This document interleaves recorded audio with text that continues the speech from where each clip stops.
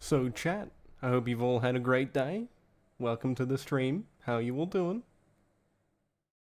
So, we've got a couple of things to cover today. We got quite a lot, actually. And when I mean a lot, it's a lot of David Jaffe, some Avowed stuff. Mainly, it's not really that complex this week. There's not many fanboys to deal with. But, there is quite a lot in the sense of content to see in this individual stream. Whether or not I'll make a video on it is, I don't know, depends how I feel after seeing them. But anyway, you have to pick. Dreamcast Guy talks about Avowed. Mainly that covers the topic of Avowed. We can look at Vera Dark and David Jaffe being a bit of a fucking spastic. Or we can look at Dragon Age the Veil Guard, apparently us being grifters and that's why it failed. Also, how you doing, Silver? So, pick your poison. We also got the 40k video that I wanted to look at because it looked very funny. So, I was wondering if you wanted to see that as well.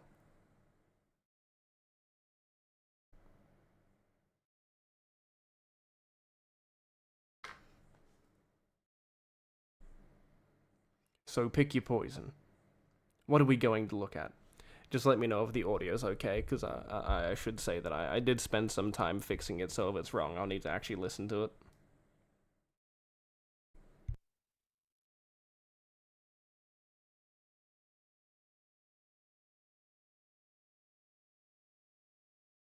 Oh yeah, I just had to fix up some stuff. So, we got Dreamcast Guy talking about Avowed, 40k, and a bunch of David Jaffe videos today. Nothing too complex. So what is it going to be, Silver, since you're the only one here right now?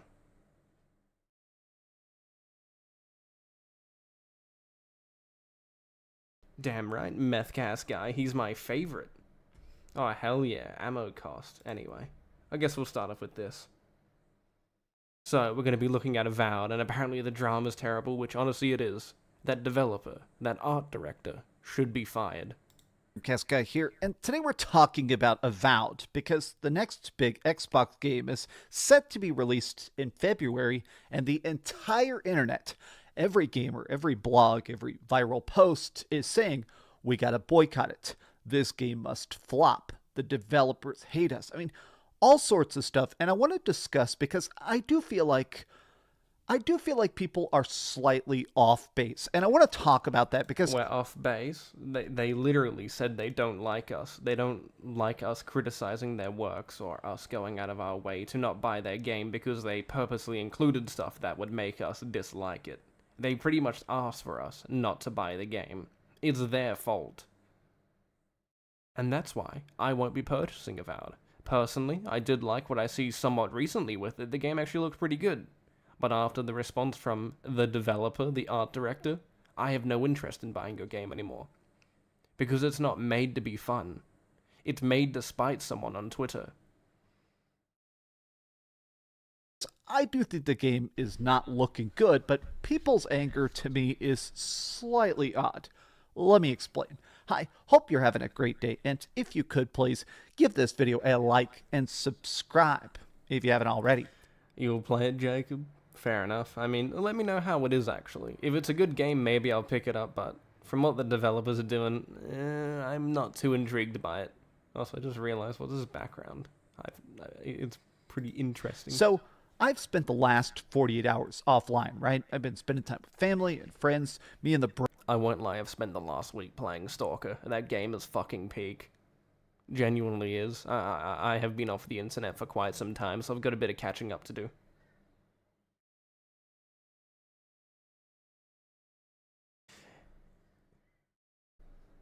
Heel Babyface, or whatever his name is. Yeah, Heel. Yeah, he probably would be. Yeah, he's probably gonna have like an absolute meltdown like he did with, Pronouns in Starfield. That's gonna be pretty funny. Bros got together on Thanksgiving and we got a bunch of turkey and we decided to beat Silent Hill 1. I don't know. You know, I can't relate to this Thanksgiving stuff because we don't have that here in Australia. We're not very thankful for our land. We're not really thankful for anything. Why, but man, was that a blast. So when I plugged back in, I was surprised to see that a fresh batch of Avowed previews has now hit to the internet. And a lot of this stuff to me just doesn't look that good. I mean, it looks fine.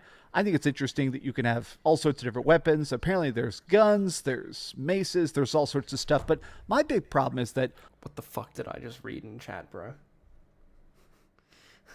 Diddy's favorite buddy, Dreamcast. Bro, don't do him dirty like that. Come on.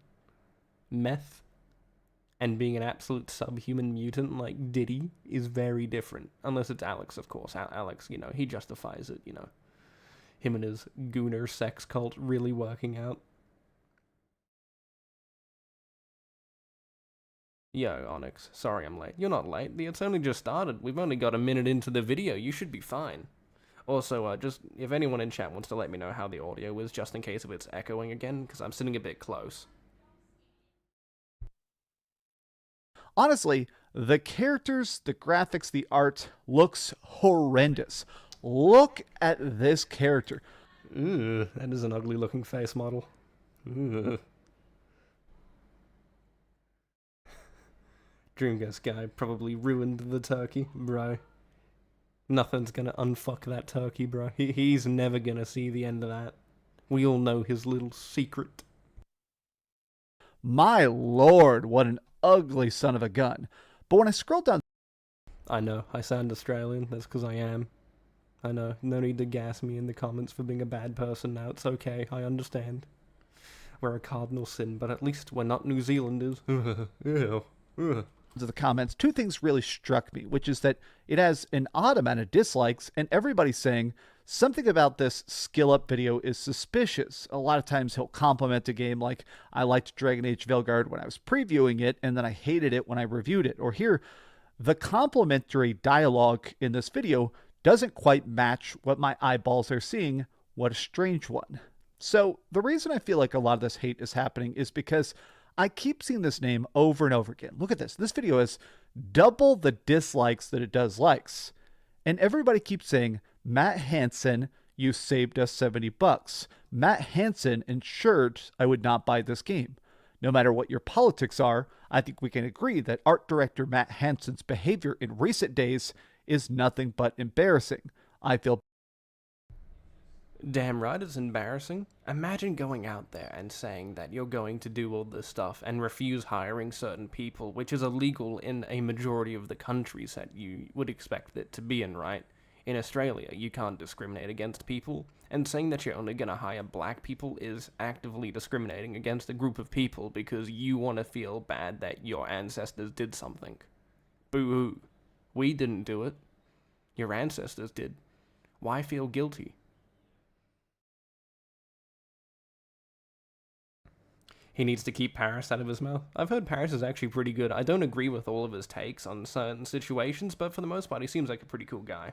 I've seen him on Fratanga's stream occasionally, and they always go back and forth, so he doesn't seem that unreasonable. He's willing to actually come to a conversation, which I really do like and appreciate.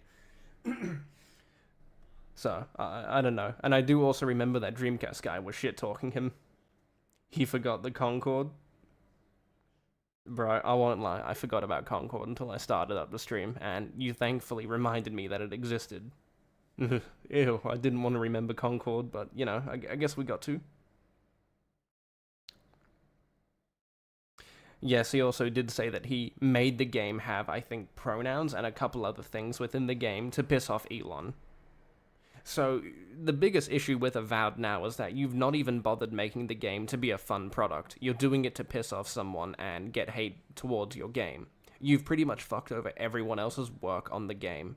All those people that were helping you do the art direction of the game, all the narrative writers, all of those other people that had no interest in seeing politics in the video game, have now put themselves in a situation of having an absolute blunder of a game because you wanted to piss off Elon.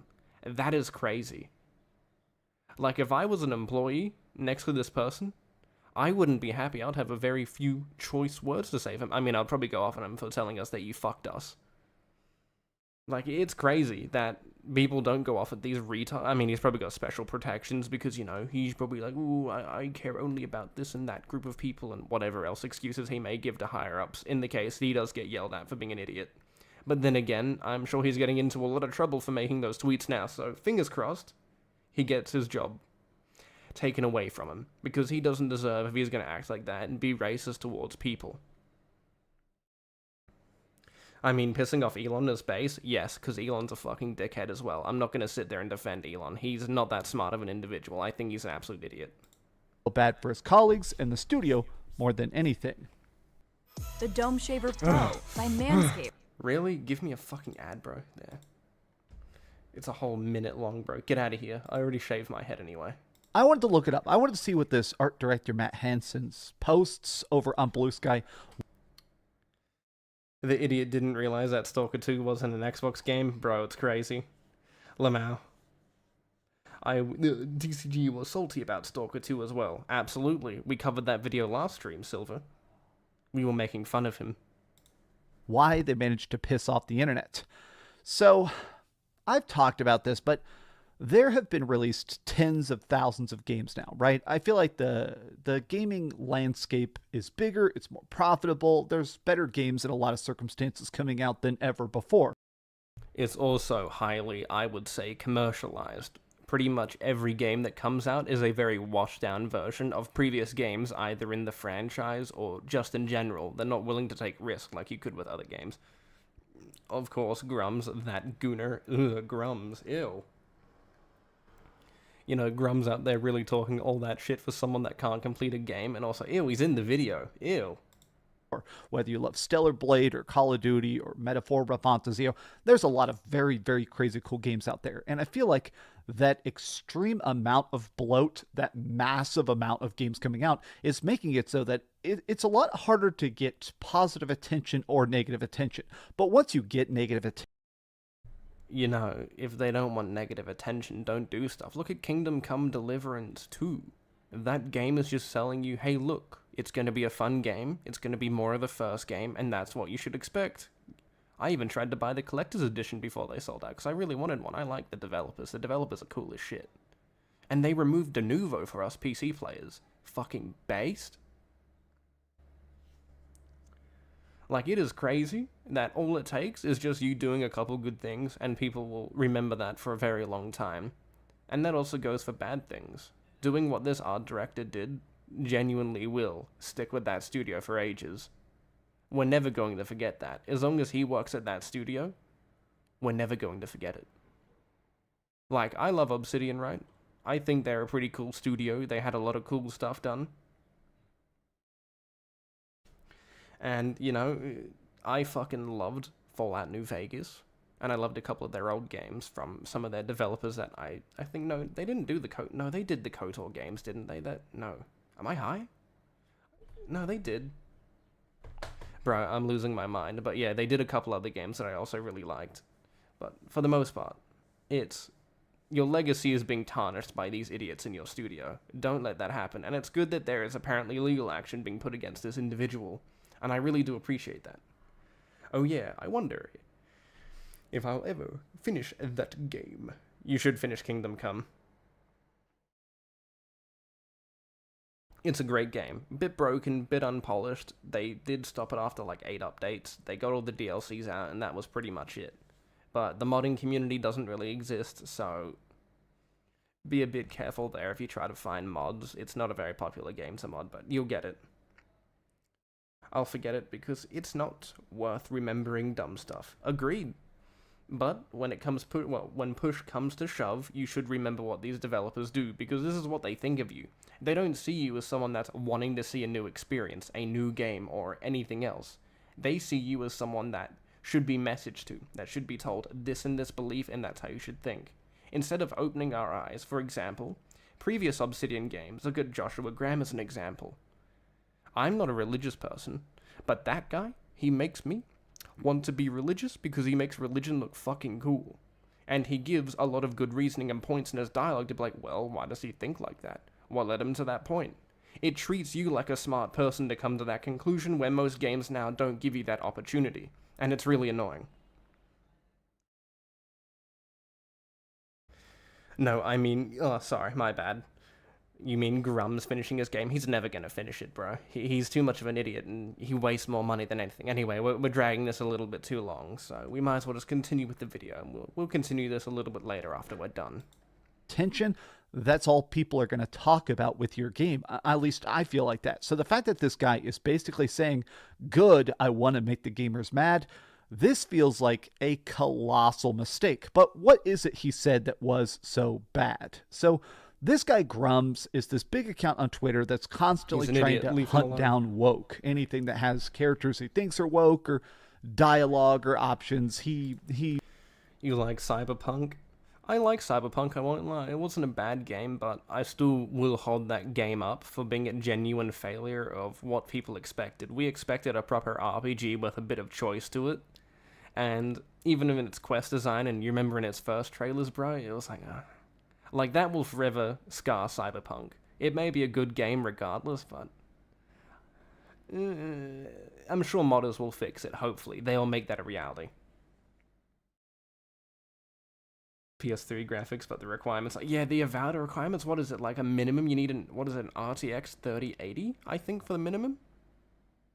Like, that's fucking crazy. It might be minimum or recommended, I didn't actually check.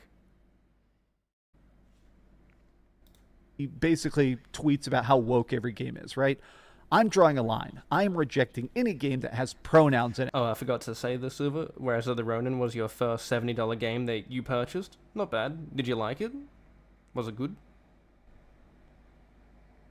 You don't remember the first trailers? Well, during the first trailers of Cyberpunk, they talked about the first mission where you go into that place. I forgot. What are they called again? But you go in there with a bunch of gang members, and it tells you about quest dialogues and certain alternative routes, and how your dialogue should have weight. But in reality, it didn't, as pretty much every way. Who's that outside? Oh, fuck that dog, I swear. But in the case of when you go inside that hideout, you were meant to be given multiple choices when starting off that thing. You killed the guys, you persuaded the guys, that's what we got in game for Cyberpunk. But when you actually got to that point of leaving or accelerating that part of the map, it was meant to take us multiple routes through the arenas of the map. I don't remember all of it too much, it's a bit hazy. And they went through and made a majority of the moments trimmed down, so you had to go one way. You couldn't. It's a lot of stuff. If you ever go look at old videos, you'll realize how much they took away from you. And for you grammar Nazis, you know what I mean. Stop being stupid. So it's a screenshot from a video called "I've played 20 hours of Avowed," and it says he, him here on the character sheet. Having pronouns in a fancy video game is utterly unacceptable. Now, let me just be clear. I will never care about pronouns in a video. See, I don't think most of us care about pronouns, but big issue with pronouns in video games is that when you add them, you can tell that their priority was not making a good game, because you can tell that they're probably going to follow the other tropes of games like Suicide Squad and all that, and a lot of stuff will suffer. I have the OG Deus Ex. I've never actually played it. I actually need to sit down and play those games one day. I think they're still available on Steam. At Onyx Legacy. Should also mention that since Stalker 2 uses Unreal Engine, the game works with the Universal Engine VR mod. It does? That's cool. You always give me very interesting things to think about. I hope you know that. I hope you know that I waste a couple hours of sleep because of you for some of the stuff you tell me. But yeah, in the case of pronouns, it just kind of shows that this could be an issue, but don't ever take someone like Grum seriously, because he's a fucking retard. Video game, right? I've mentioned this. I spent almost 10 years working at a bookstore. I've worked with a ton of trans people. A lot of my friends are trans. A lot of my friends are gay. And a lot of my friends that are trans love role-playing games because... So what do pronouns have to do with them being trans, though? Like, you can have friends. I've got a trans friend. She's a silly cunt, and she doesn't care about pronouns. She told herself when she transitioned, or, looks like a woman. She actually really does. It's fucking scary how good she looks, bro. Like, if I was desperate, I would take my chance. But in the case of someone that I've actually met a couple. I know it's not that much of a big flex as you may think it is, but I've met a couple. Most of them don't seem to care. Because if they want to be a woman, they'll be a woman. They don't need pronouns to reaffirm their belief. They don't need any of that, because if they want to be that gender, just be that gender. Why add the pronouns? I don't know, maybe that's just a terminally online thing to see. from a lot of those people that need justification and being told. It's very 50-50. It really depends on how you look at it. But in my case, if you want to be a woman, just pick the female option. You want to be a man? Be a man. I play women because I want to make a hot character. Because it's you playing a role. So they do like the idea that they can make themselves. As character creators get more accurate, they can make it perfectly look like their face, their voice, their intentions. And that to me is cool. So when people are like, no, I don't want pronouns in games, that to me just seems silly, especially because, I don't know, man, games have had pronouns forever, right? You could be trans in Saints Row. Freaking. Hey, Saints Row 2's peak, don't be like that. I don't give a shit about my problems. Just the actual good game. I see what you mean, Silver. I really do. It's that simple. This isn't our issue. This shouldn't be made anything to do with us. We just want a good game first and foremost. If you can't deliver on that good game, what's the point in playing? You know, I didn't load up Dragon's Dogma 2 to be like, oh, I wish my Arisen had pronouns, bro. They just gave you a character creator, you picked one or two, and then there you go. And then, in the game, they actually give you your gender, male or female. I think the voice actually determines your gender, which is kind of funny.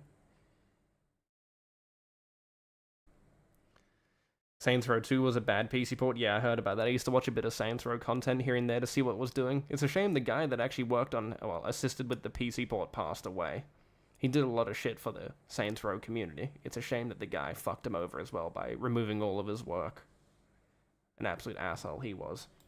20 years ago. There's trans characters in Dragon Age Inquisition 12 years ago. I mean, I don't know. Even then, I just feel like pronouns in general. See, no one has an issue with trans characters, right? It's just the problem is that they tell you they are trans and that you have to respect that opinion. They don't treat you like a person. They treat you like a child that you have to be told what to do. No one cares your character's trans. If you make a good trans character, that's cool. I personally can't name off the top of my head any of them, so it's mainly because most games never had a need to add them, and if they did, they would make it more... how would you word it? They wouldn't put it in your face. They'd make you think, just like how they handled gay characters in old games. Who's outside? But in the case of most characters, smart characters would just be made. They don't need to have their gender told. They just tell the good story. It's that simple. May God have mercy on Dreamcast guy. I hope PlayStation don't have to fund to buy Catacomb. Sorry, I'm having a fucking hard time reading because give me a second. Let me turn up the brightness on that. There we go. I should be able to read. I personally don't really care if they get Katakawa because at the end of the day, as long as they leave From Software alone, they can do as they can. Just let From Software continue their great games. General, to me, it's a battle that I feel like people are too focused on. But even then, this is the problem. You can make that shit. Yeah, you could. It was pretty funny though, you know, getting big flopper out, you know, your big cock, and then you run around as a lady with tits. That shit was funny. It was very amusing. Elon Musk is the biggest, most powerful, richest dude on the planet, right?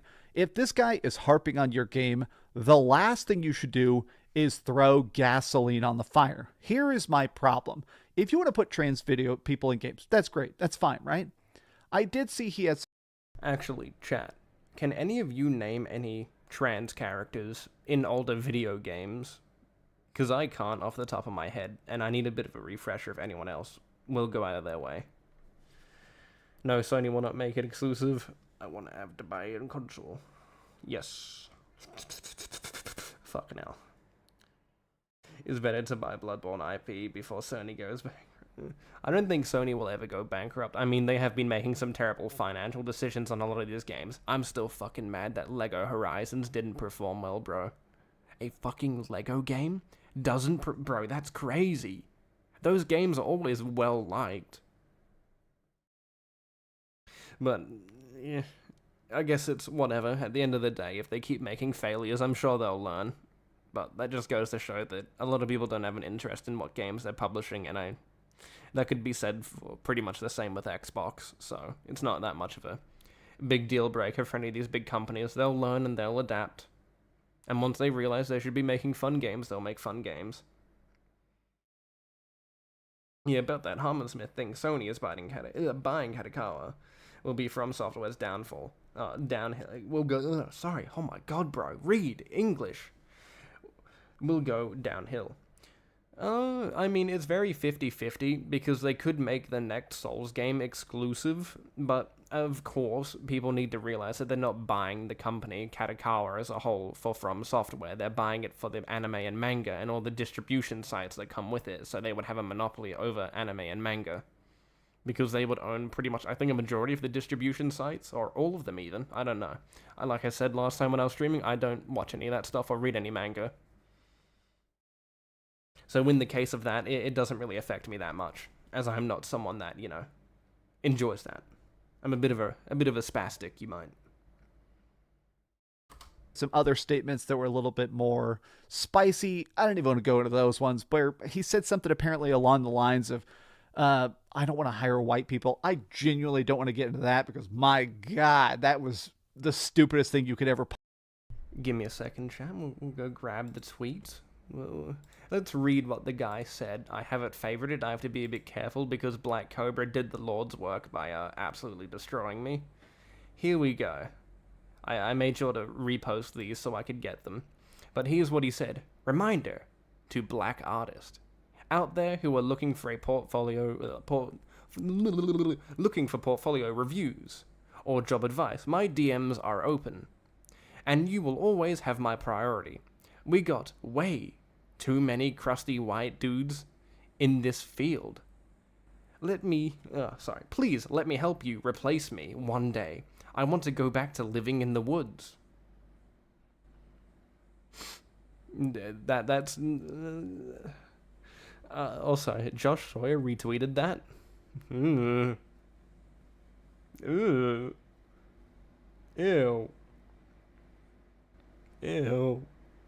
But yeah, there you go. That's what he tweeted, right? This absolute mouth breather thought that would be a good idea to post that. Why? Why would you do that? What do you gain from doing that, bro?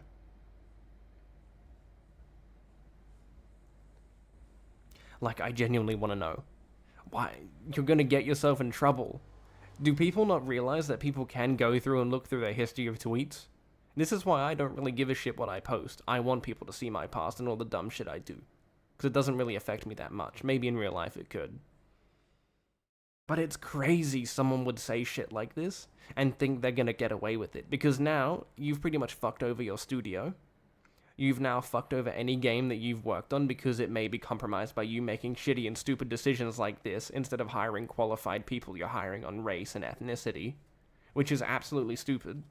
You would never catch me doing that if I was running a business that required other employees. Sadly, being a beekeeper doesn't require other people anyway.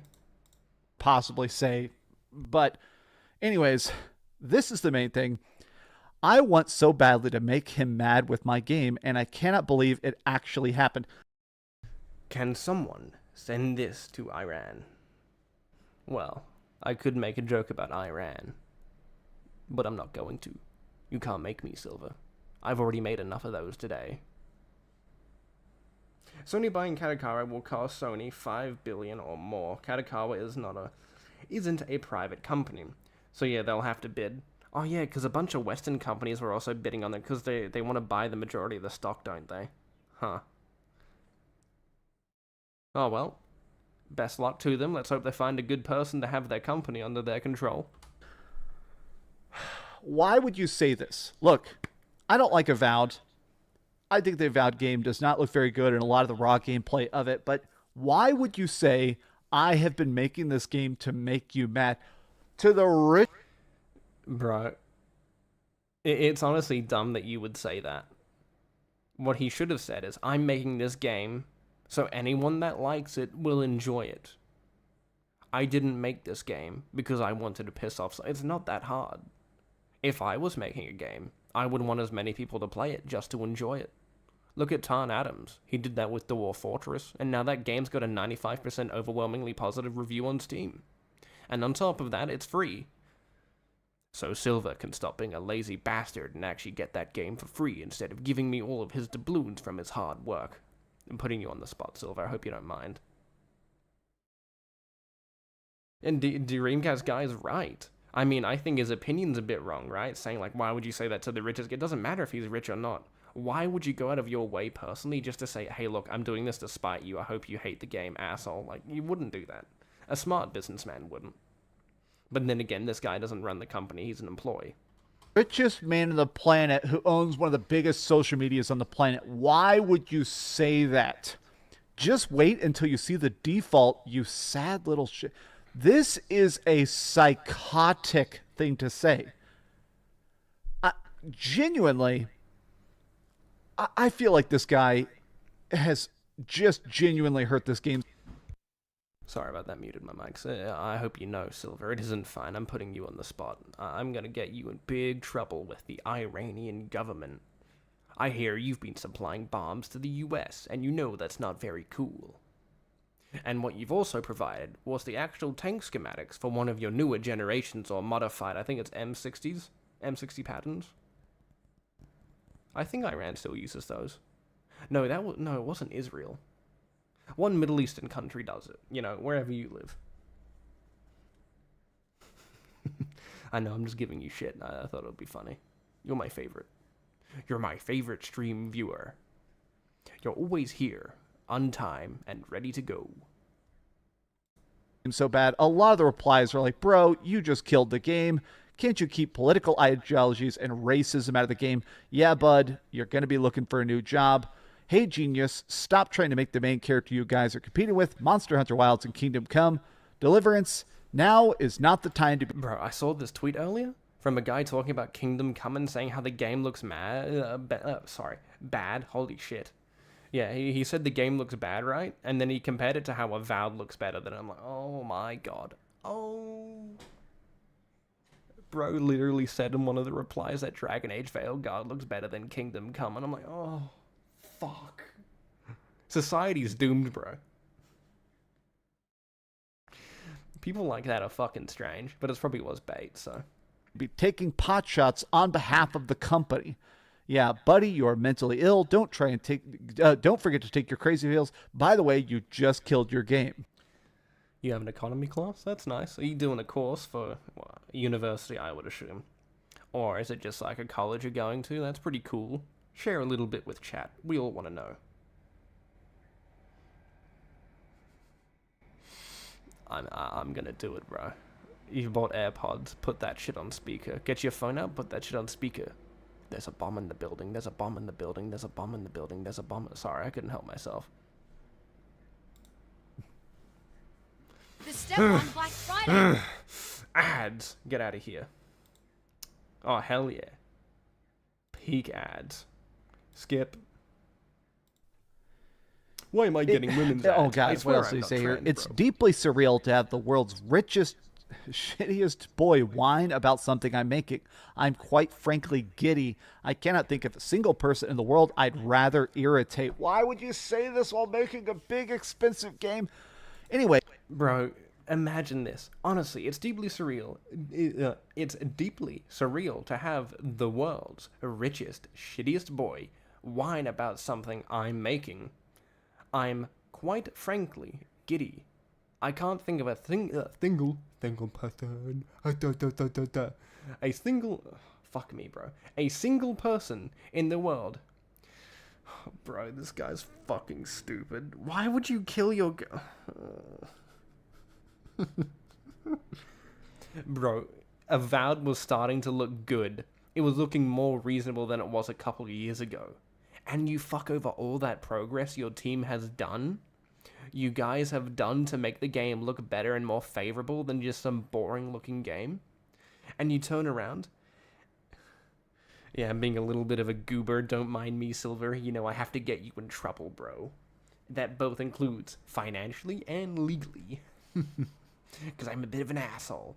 But bro, just looking at the shit this guy said is fucking disgusting. I hope this is the right guy. I didn't actually check, but it should be. Wait, Avowed comes out February 18th next year. Give it a whirl if you aren't afraid of the woke mind virus. I'll be honest, I don't like the term woke mind virus. I don't like all the people who scream about woke all day long. I'm just the type of person, I want people to make the games that they want to make. That's always been my thing. If you want to make a character as gay people in your game or whatever, just make the games you want. Clearly, this is. Musk is a gamer? 50-50. I mean, he does play video games, I know that, but I wouldn't think he's someone that could go, big competitive in Diablo. Now, personally, I don't know how hard or easy that is, and I don't play Diablo, so I don't necessarily care. Some people say that he bought someone else's time to go do it for him. Rank 1 in Diablo. Huh. Who knows, he could have bought someone or he could have done it himself, but you wouldn't expect someone to be that rich and have free time, but then again, he probably pays people to do stuff for him. And he just needs to sign off on small things here and there to get stuff going in certain areas, and that's it. Is the game they want to make, so I'm fine with it. And also, all their previous games have had crazy cool stuff in it. I mean, obviously, Pillars of Eternity, everything. New Vegas, everything. So the fact that they're deciding to be as vitriolic as possible, to me, this feels like such a terrible, terrible, terrible distraction, because now this is all people are talking about. Now, can we be real? The reason I think Avowed sucks is because it's going to run at 30 FPS. It sounds like it's actually going to have dips. The game's probably going to run at 20 FPS. People are saying... Bro, do you remember what they said about 30 FPS in Avowed? They said I'm special. I'm autistically retarded. Special. Sorry. Just had to call myself out for being an absolute idiot. But do you remember how they said they were going to make the game 30 FPS because it's first person or whatever excuse they get? Like, who does that? This generation was told to be a 120 FPS, 60 FPS generation from now on, and yet it isn't. Why? Why do this? You shouldn't have a job for doing that. You're genuinely stupid. Well, Avowed did look good. I mean, 50-50. I didn't really care for it at the beginning, but with some of the recent trailers and what they showed off, I really did like what they were doing. The game looked like it was in a much better state. The combat didn't really look too engaging at all, but it looks like it had a lot more stuff there. The colors popped out a little bit more. It didn't look as bad as it was when it was first showed off. It looked a lot better. And having it turn around and say, let's just say, stupid stuff that they've done now, I couldn't care anymore, because I was never going to get it in the first place, right? Because it just didn't have that, it didn't stick out and interest me for the most part, is what I want to get at.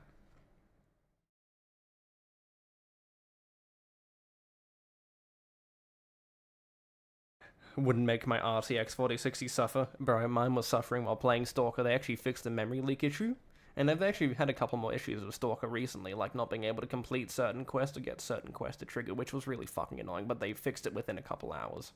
So I appreciate the developers for doing that.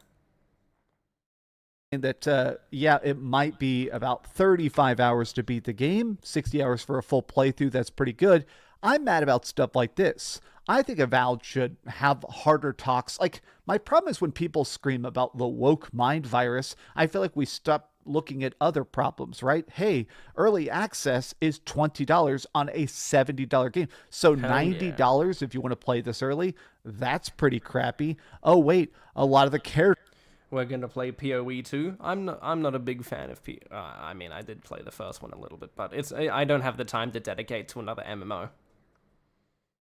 I barely have enough time to play War Thunder that often, but then again, I can just load into a match, load up a couple people, get them all covered in heat shells for a little bit, and then go on with my life after completing my dailies. So I don't know. When it comes to games like Warframe and War Thunder, I don't want to dedicate too much. I want to enjoy myself, not suffer. But then again, mid-maxing is a bit fun. Or, if I want to play a game like PoE, I could just play Grimdark or whatever it's called. No, Grim Dawn, sorry. Characters look incredibly ridiculous. Now, this is a custom character, but people... Bro, that's the type of shit me and the boys would make, and some of the really silly character customization in certain games, bro, that shit looks great. Now, that is peak. I would use that. That's the type of character I would make. I will say this. When because I did announce this recently, Baldur's Gate announced that it's going to have crossplay soon. So me and a friend got together. We were thinking of making Jeffrey Epstein and P. Diddy as characters, and we were both going to be bards, and we were going to swindle people out of their shit with our amazing charisma. So I won't lie. I hope I can make P. Diddy. It would be pretty cool. Actually, who am I going to be? Jeffrey Epstein or P. Diddy? Huh, I haven't decided, but we haven't decided on the character, so maybe we'll stream that playthrough. That would be pretty funny to watch on stream. I'm sure it would get taken down, regardless, because we're going to say a lot of stupid shit. People keep posting this custom character because of how ridiculous it is. I've even seen people doing murals and stuff of it. My deal is this. Critique a game how you want, but I almost feel like the constant calling of every game is woke and bad, I feel like it drowns. Well, that's because a lot of these games that they call out, in a sense, are. There have been idiots that have gone out of their way and called these games woke and all that for no reason, because they're stupid and because they have something that they disagree with.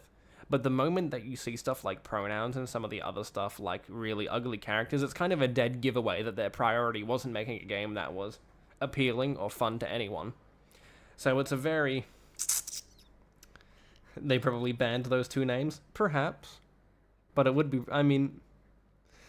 I do have a couple other characters I want to make, but I won't mention them here because that'd be pretty fucked. Out the more laser-focused criticisms. It lets people hand-wave it away, right? Actually critique... They 30 FPS isn't enough? True. It isn't. But actually, is Avowed on the Steam page so we can actually look at the requirements? Because I'll have a look at that on stream. Parts of the game that you feel like need to be improved. Bad graphics, bad performance, bad art, bad gameplay, bad writing, stuff like that. But when people say woke, woke, woke, woke, woke, I feel like it just becomes white noise. I mean, people have called Space Marine 2 woke, Baldur's Gate 3 woke, when it just... Space Marine 2 has gone transgender. Oh, it's this guy. That guy's a fucking... He's a nuisance, that one. If you're gonna watch anyone, just watch Smash JT.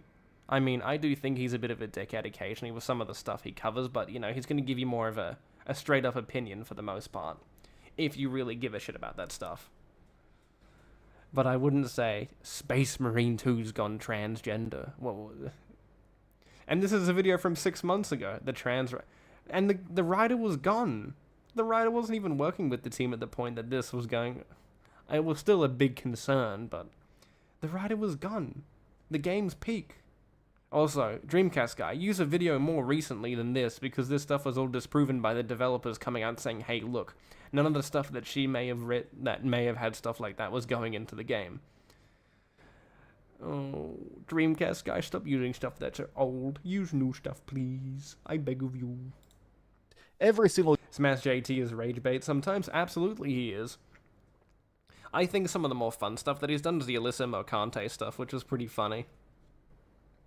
Game is woke. Every game is anti-woke. You know, I get tired of that stuff because I feel like, honestly, it just feels like we stopped talking. Also, I just want to say, good job, Dreamcast guy, for not picking a side. That's probably the smartest decision you can do right here. Not picking a side, both anti-woke or woke. Good boy. You're doing the Lord's work. Don't make that mistake.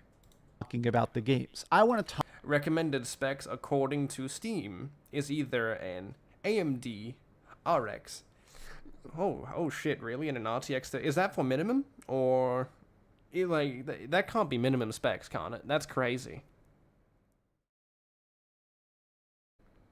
Like, oh, recommend that. I fucking idiot, bro. I need to actually read properly before I start talking. Yeah, so the recommended specs is that. That's crazy. Minimum. I mean, that isn't too bad, a GTX 1070. But then again, who knows how bad the game's gonna look. Talk about the games. I want to say the gameplay is good. A lot of these people, when they're screaming about woke all day long, they never say if the game is fun to play. That's my beef. But that's just my 2 cents. What do you guys think about Avowed? What do you think about that? That's because usually most of those games are not fun. They're not made to be fun. Now, there are people going out there calling games woke and all that literally aren't, which is fucking stupid. Or they also fuck the anti-woke games as well. I don't give a shit. Just make a fucking good game, bro. It's not that hard. With that shit graphic, bro, that is crazy. An RX 580.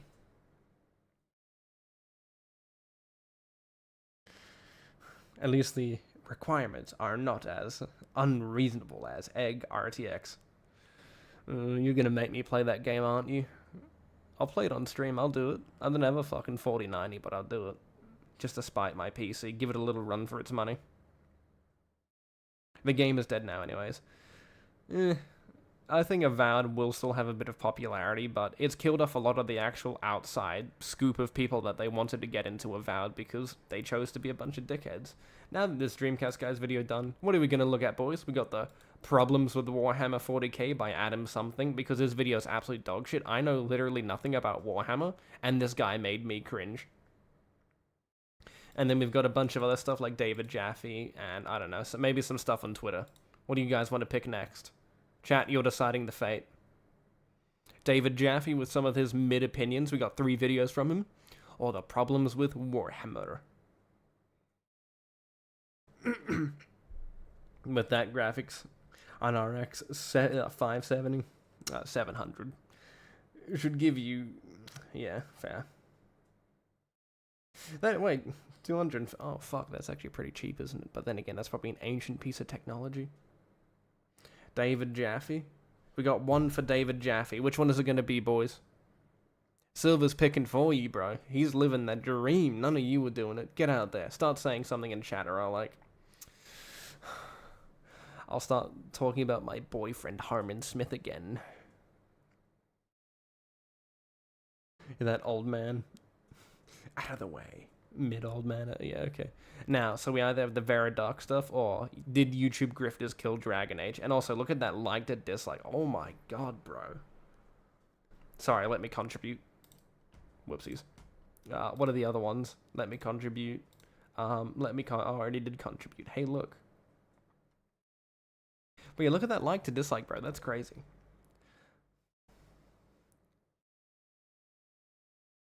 Onyx, that's gay. No, it isn't. Harmon Smith is my babe, bro. He's trans, don't you remember? You know what he did, bro? He got a sex change, bro. He's a woman now. Don't be like that to my boyfriend. Sorry, girlfriend. Sorry, I keep forgetting he's not a man no more. I'm gaslighting Harmon into being a trans person now, okay? Bro, Harmon's got some magnificent titties, though. Okay, so we'll do the YouTube grifters one, since most of you just want to see David Jaffe. The gaming community ruined this game's success. I mean, you know, I don't think that's entirely fair, but I think there is a lot of truth to it. If you're EA, you've got to kind of prepare for the market winds that you're sailing into and all that. And so they should have been prepared. Bro, this game's... The art style looks kind of generic with all the pop-ups and all that. Ew.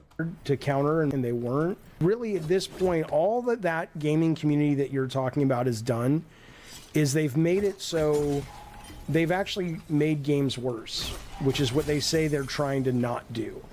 We've made games worse. Well, stop making games safe. It's that simple. I wish we could go back to the 360 and early PS4 where games were trying to be innovative, not safe and refined from what we've got now. I'm begging you.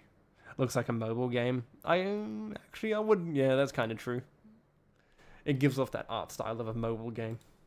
Because they have the charismatic grifters that make the videos that for whatever reason people respond to.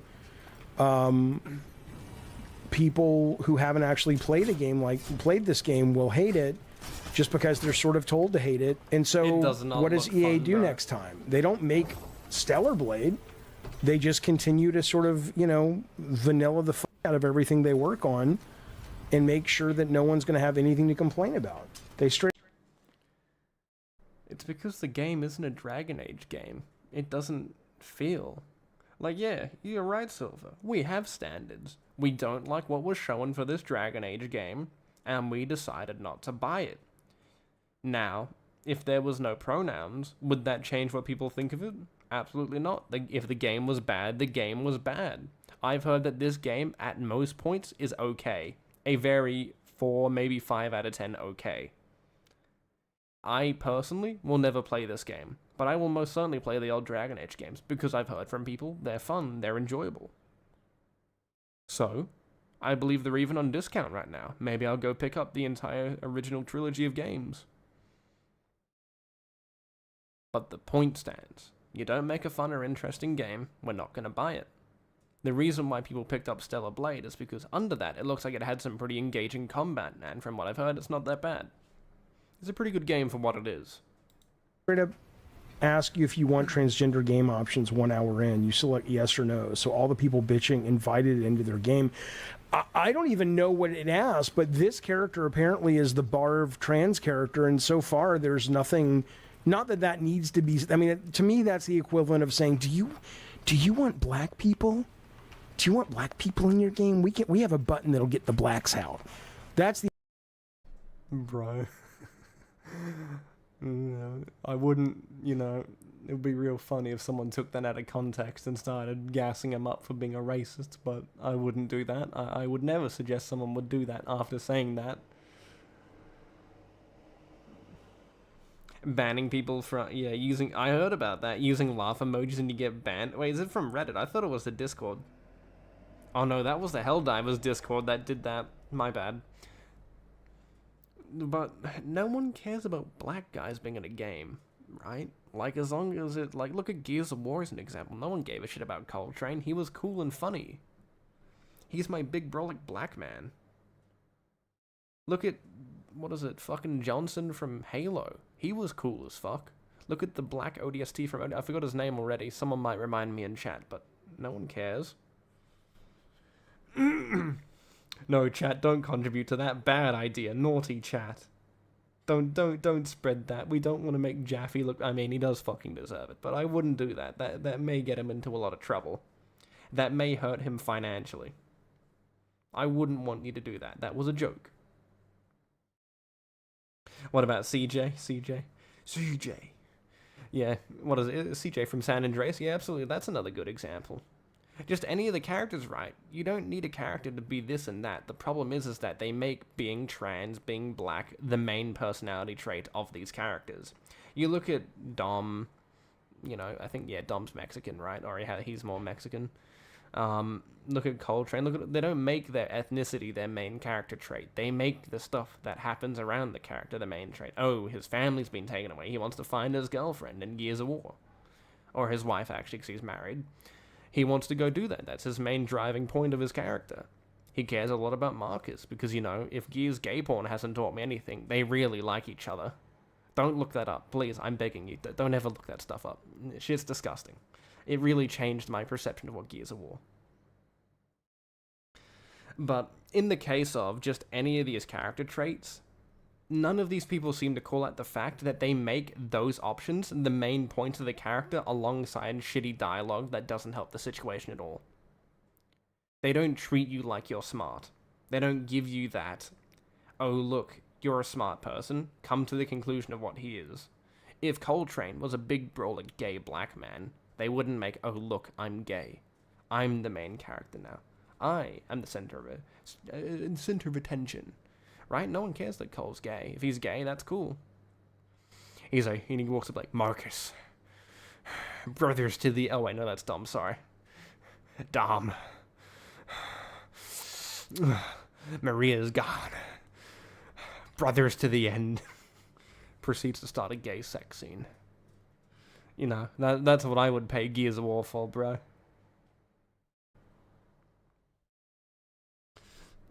If you're wondering, that is a real scene. People have made porn of that, so I just want to let you know that ruined my taste in Gears of War now. I can never see Marcus and Dom brothers to the end as the same thing now because someone gaslight me looking at Gears porn. The equivalent of it. But if that's what you're saying, I mean, I didn't even know that's what they were asking. The only thing I've come across so far, and again, I've seen that cutscene, it's terribly written and performed, the Barv thing, but the only thing I've even come across so far is when you're talking to characters and one of your... You want to play Stellar Blade, but you don't have a PS5? Well, don't you worry, it's coming to PC soon if you've got that. And eventually, maybe in quadrillions of years it will come to Xbox. I doubt that, but... If you got a PC, you're looking forward to it, you got it. Absolute winning.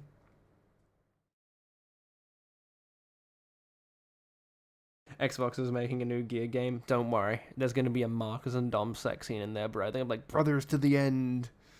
You're like, oos, oos, oos. You like it now, Mr. Krabs. Your multiple options is you can romance a character who is the same sex as your character. Also, I find this really annoying in modern games. Please stop making characters swing both ways. I'm begging you. I noticed this with Baldur's Gate. Like, if you were a man or a woman, they would still bang you. And it's like, please, I'm begging you. You have a preference. Don't hide from me. If you like boys or girls, like, bro, that's crazy. Why does every companion swing both ways? Like, let us miss content because we picked a gender. They did that in Fallout New Vegas. I forgot which quest that was, because there's a gender... No, what? It was female. You can't access certain quest.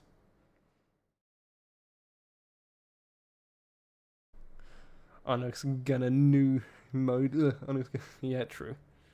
I would never download mods that would lead to my character being nude in any game. Don't look at my 1.2 terabytes of Skyrim mods on my MO2 mod loader. Please, I'm begging you. Don't ever look at what's on that mod loader. I'm begging you, Silver. No, please. No, please, no. Don't. Don't tell everyone. I don't have Sex Lab installed. I would never. I absolutely do, by the way. This is why I don't give you no Skyrim gameplay. And you can just be like, oh, no thanks. You're like Chad and SNL. It's like, no thanks. And, you know, if that's not what you're into. It doesn't matter if we're into this, David.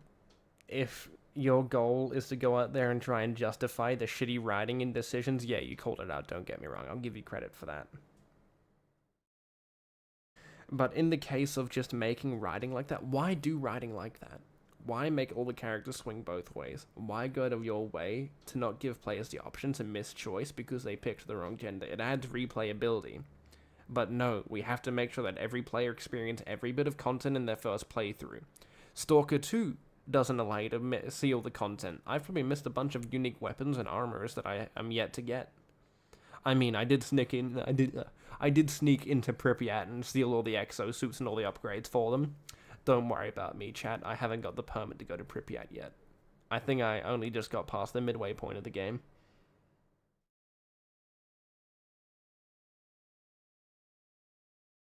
Were you in Alex's chat last night? No, I was not. I was in Fratanga's stream, I believe a day before, but I didn't show up to the Alex stream. I know there's another guy called Onyx in that. He's my body double. He looks after me. No, I don't even know who he is. I just know that there's another Onyx in there. I do occasionally say hi to Josh in there. I just say sup, and that's it. I usually have one message in most of these streams and just continue to talk. You ordered a new CPU cooler? I would appreciate it. If you know where the CPU part goes, could you lick it for me? I want you to give it a taste test. But no, I was not inside of an Alex stream. I do occasionally show up, though, whenever he does, because, you know, it's good to have a white noise machine in the background and listen to him. And his chat go back and forth, you know. I wish I was in that position of having people that would donate to me every 2 seconds and give me free money to strip naked on stream, pretty much.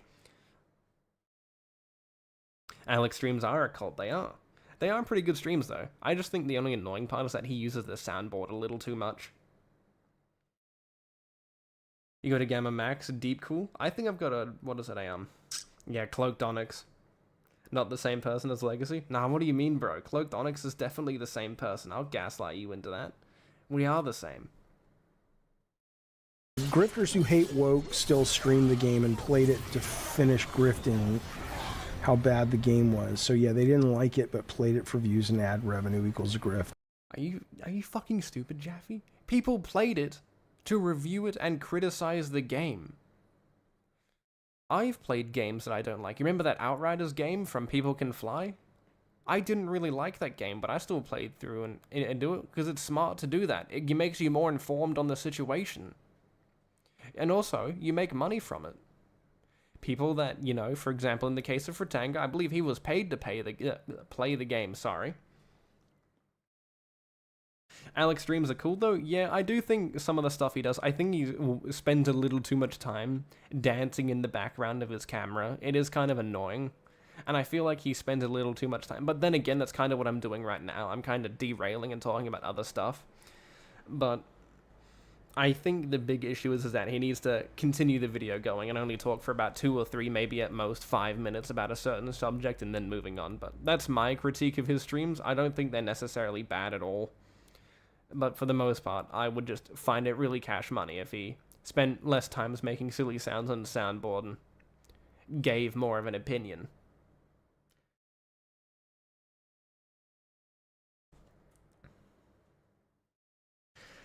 Mr. God of War created with his wild takes. Absolutely. Like, I think Jaffe knows how to make a good game, right? He made the original God of Wars. He knows what sells money. He was literally there, I think, to see the sex mini game, so we can't sit there and be like, oh, hot ladies and big masculine men don't sell games. Yeah. Avowed dev said they're making the game really woke to upset Elon and Grums. Well, I don't know. I mean, I know what you're talking about, Eddie. I know the art director was basically pushing back because Elon got upset and Grums got upset that there are, God forbid, pronouns in that you can select or maybe not even select in Avowed. Bro, people need to stop taking Grums seriously. Like, I saw, what's that other content creator, Kyle? Bro, because I know Fratangus mentioned that he's had a couple issues with Kyle. But him taking Grums seriously is genuinely fucking annoying, especially when Fratanga's gone out of his way and he's made a video in the past talking about all the issues with Grums. I really do appreciate that video, because it really opens your eyes on how much of an idiot Grums is. And it's a shame that he... Oh, sorry, hit my mic. It's just a shame that a lot of people don't realize how much of an idiot he is. Yeah, Grums is a good way to get easy views and money, but you don't come off as much as a grifter. Like, I don't focus much of my content on this stuff. I focus on the fanboys, because that shit's funny. Grums is a literal grifter. Yes, he is. He scammed people out of money. Absolutely. I forgot what that game he used to manage, but he spends it all on a fucking bus. That guy's a fucking idiot.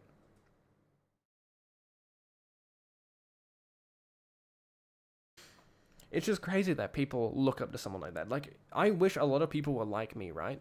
I enjoy having my opinions challenged. I enjoy the concept of having something to think outside of a box because it makes me think. I like hearing new opinions, regardless if I agree with them or not. When I speak to Rexlar, because she's trans, she's the person that I was mentioning earlier, she tells me what she thinks. She said, I want to be trans because I just want to be a woman. She didn't justify it, she didn't tell me anything, she just made it as simple as possible. And then I asked her how she felt about it. She said, I feel pretty good after doing it. Now, will I ever get bottom surgery? Absolutely not, because that's dangerous. See, it's that simple. There's not this need for philosophy in every fucking conversation. It's just that simple. I watched your Reforge video. It was funny. It better be. I'm a fucking comedian. No, I'm not. I'm just a very monotone, very boring individual that occasionally gets incredibly racist when he plays certain competitive games. And so the art director got pissed off and the community manager shut her account down. But I don't know. Sorry, fuck, muted my mic. Also, fuck that community manager. I've managed for a game before. I was not a community manager to say, right? You remember, if most of you might remember this game if you were around for that long, but remember that game Blight Survival? I was a moderator for their Discord. We acted as community managers. Do not close your DMs. Do not close any forms of communication. You are a fucking failure at your job if you close your DMs and stop doing your job as a community manager. It is not that hard to sit there and listen to people's criticisms and take them further up the fucking food chain in your studio. How the fuck do you guys think that's okay, bro? You guys suck at community managing.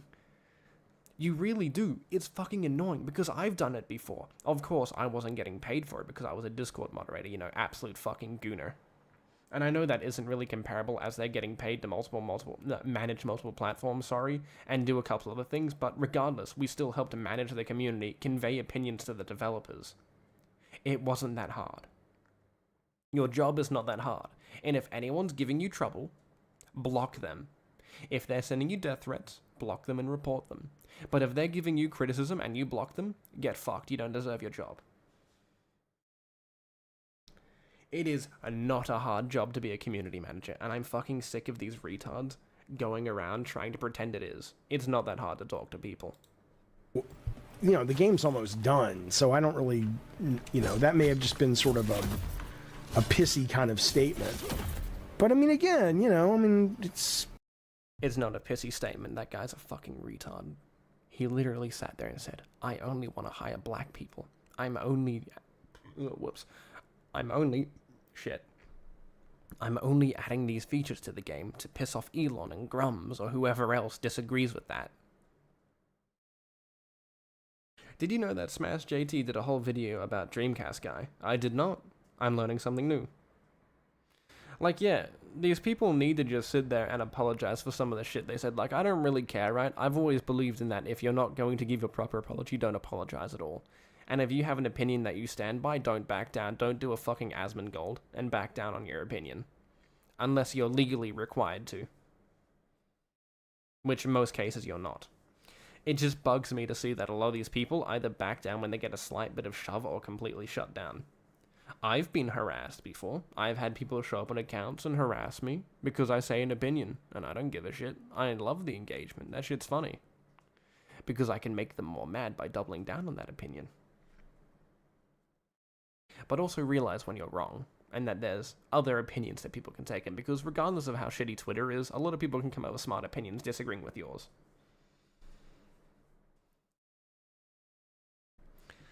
I would be pissed off at him.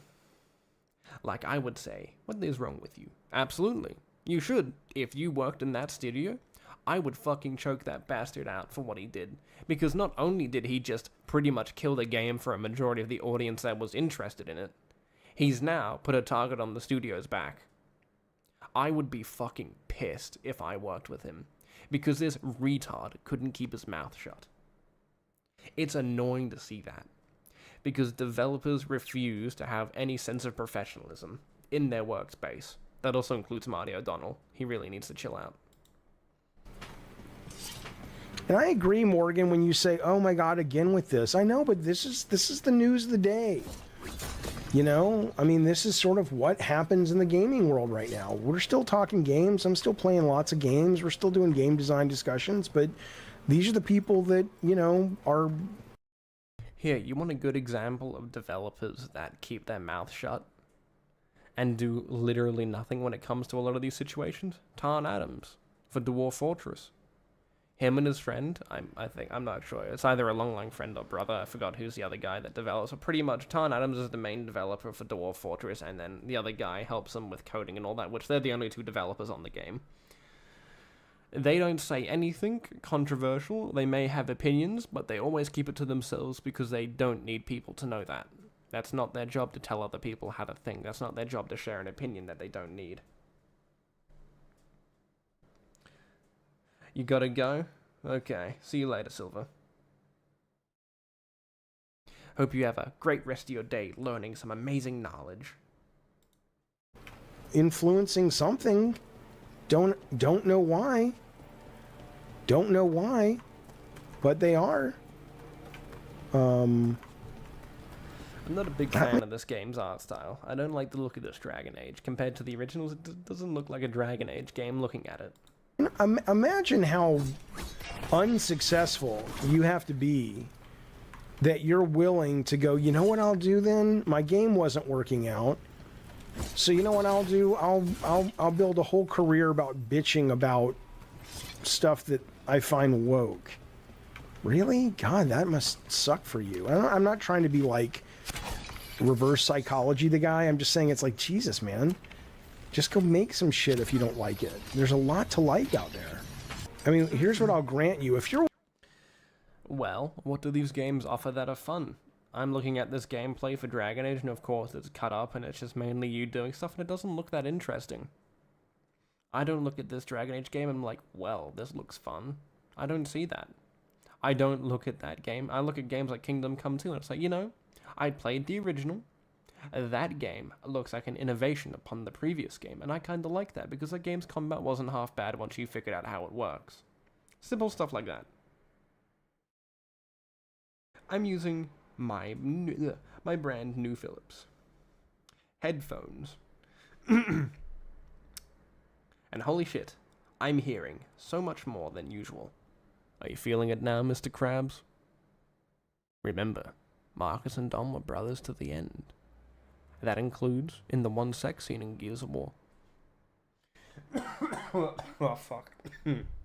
I need water. Give me a second, chat.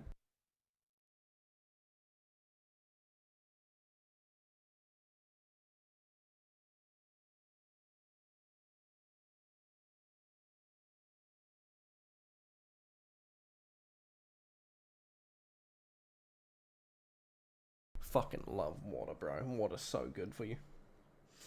Any of you boys in chat take creatine when you go to the gym? That's if any of you gooners go to the gym. What headphones do I have? I think I have a, I forgot. I think it's a ROG. I forgot what they're called, actually. I think they're called ROGs. Oh, no, they're called RIG, sorry. Close enough. Yeah, I got a RIG 700 series. They're pretty good headsets. I've had this for about 2-3 years, and I'm yet to have an issue with them. For watching me play this game, I get that you would look at this game and say, well, this doesn't seem like a Game of the Year contender, and it may not be. It absolutely It probably isn't for most people. But I've been playing this now on stream for a little over an hour. Are you seriously looking at this and going, this looks like utter shit and it's crap? Yes. I mean, your stream quality doesn't really give me a good view on what it actually looks like graphically. But the combat doesn't look very engaging. It doesn't make me think like a... I don't know how... yeah, the original Were the original Dragon Age games more turn-based than their combat? Or was it a switch between multiple forms of combat? Because I noticed that some games have different forms of combat but for different types of people. Looking at a certain game by the name of Dungeon Defenders. Like, I mean, really? I mean, that's okay. It's your opinion. That's fine. But, like, how can you, I mean, it's fun. It's a fun, solid game. And I get the argument of, like, hey, I don't have time for just fun enough. There's so much to play. I respect that. I wouldn't really say this looks like a lot of fun. But it's like, you know, if it's not your favorite game, don't play it. But it's not shit.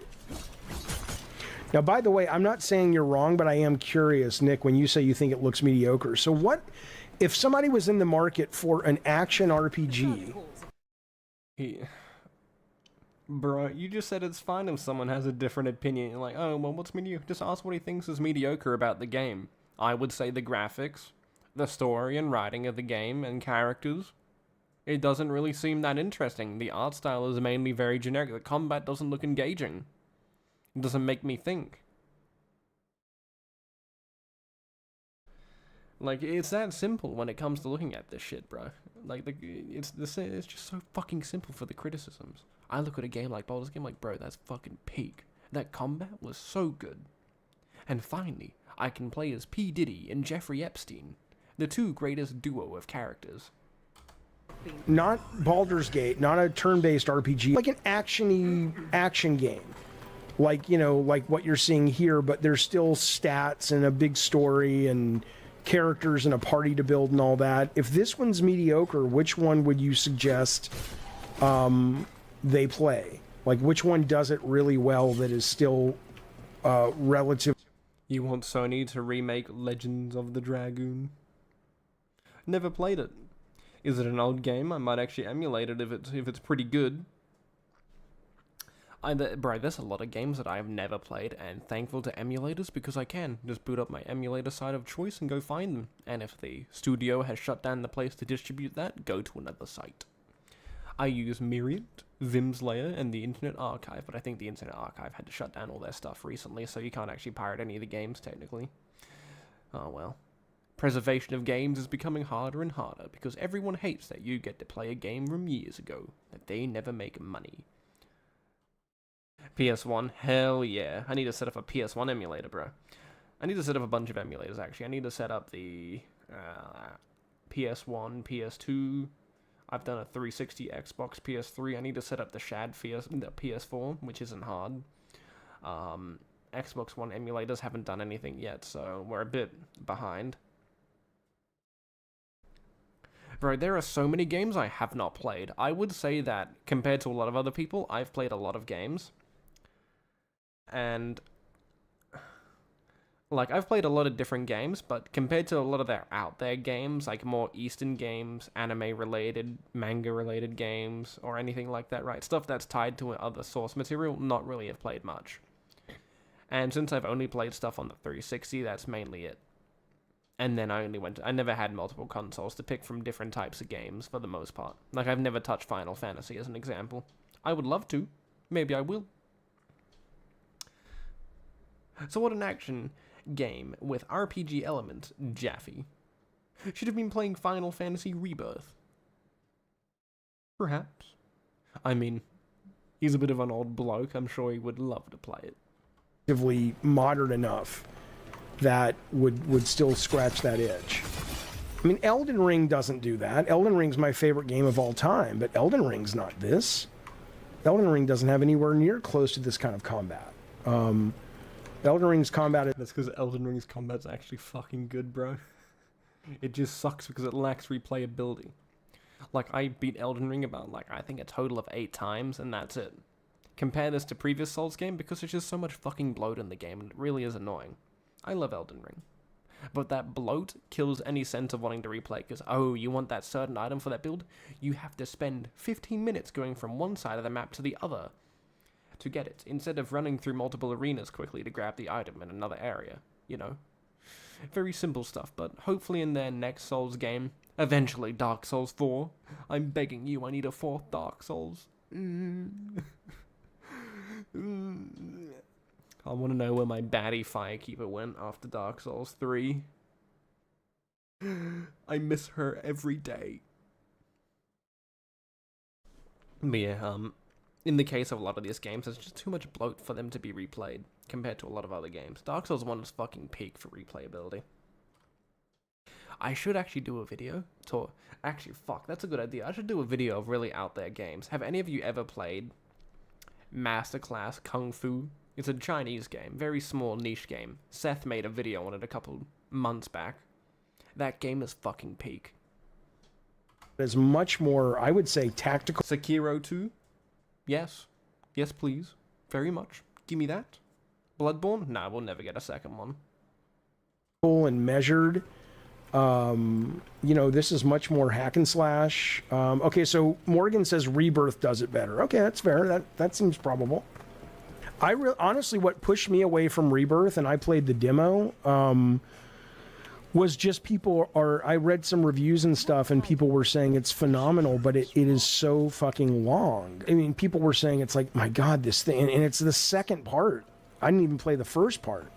Hey, I'll have you know, Masterclass Kung Fu was a fucking peak game. I have never met a game with such sexy combat mechanics, like playing rock, paper, scissors, but in a cool Kung Fu stance. That shit is peak. If you ever get the chance and you're on Steam, get Masterclass Kung Fu. The developers are genuinely making a game really cool, and if you like Kenshi, you'll like that. Because they take a lot of similarities from Kenshi. I did rip a guy's nuts off because he pissed me off when I was building my house, so if that doesn't tell you on interesting shit. He also can't have kids no more, so I genetically killed his lineage by doing that, unless he, you know, his wife's got a dick, but, you know, don't think that's possible. Poor thing. His nuts are gone now, and they belong to me, in my pocket. So it's kind of... Yes, Elden Ring is a better game than this, for me personally, yes. But this scratches a very different itch. That's like comparing, you know, a fine, you know, whatever, 3-star meal, I don't know how they do meals, to like... If I wanted to play I would consider a hack and slash game, I'd just play Dragon's Dogma 2, or the original Dragon's Dogma, or other hack and slash games.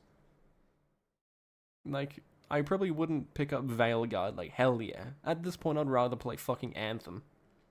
That's not really a hack and slash game, but if you're gonna torture me with a shitty game, I'll pick Anthem.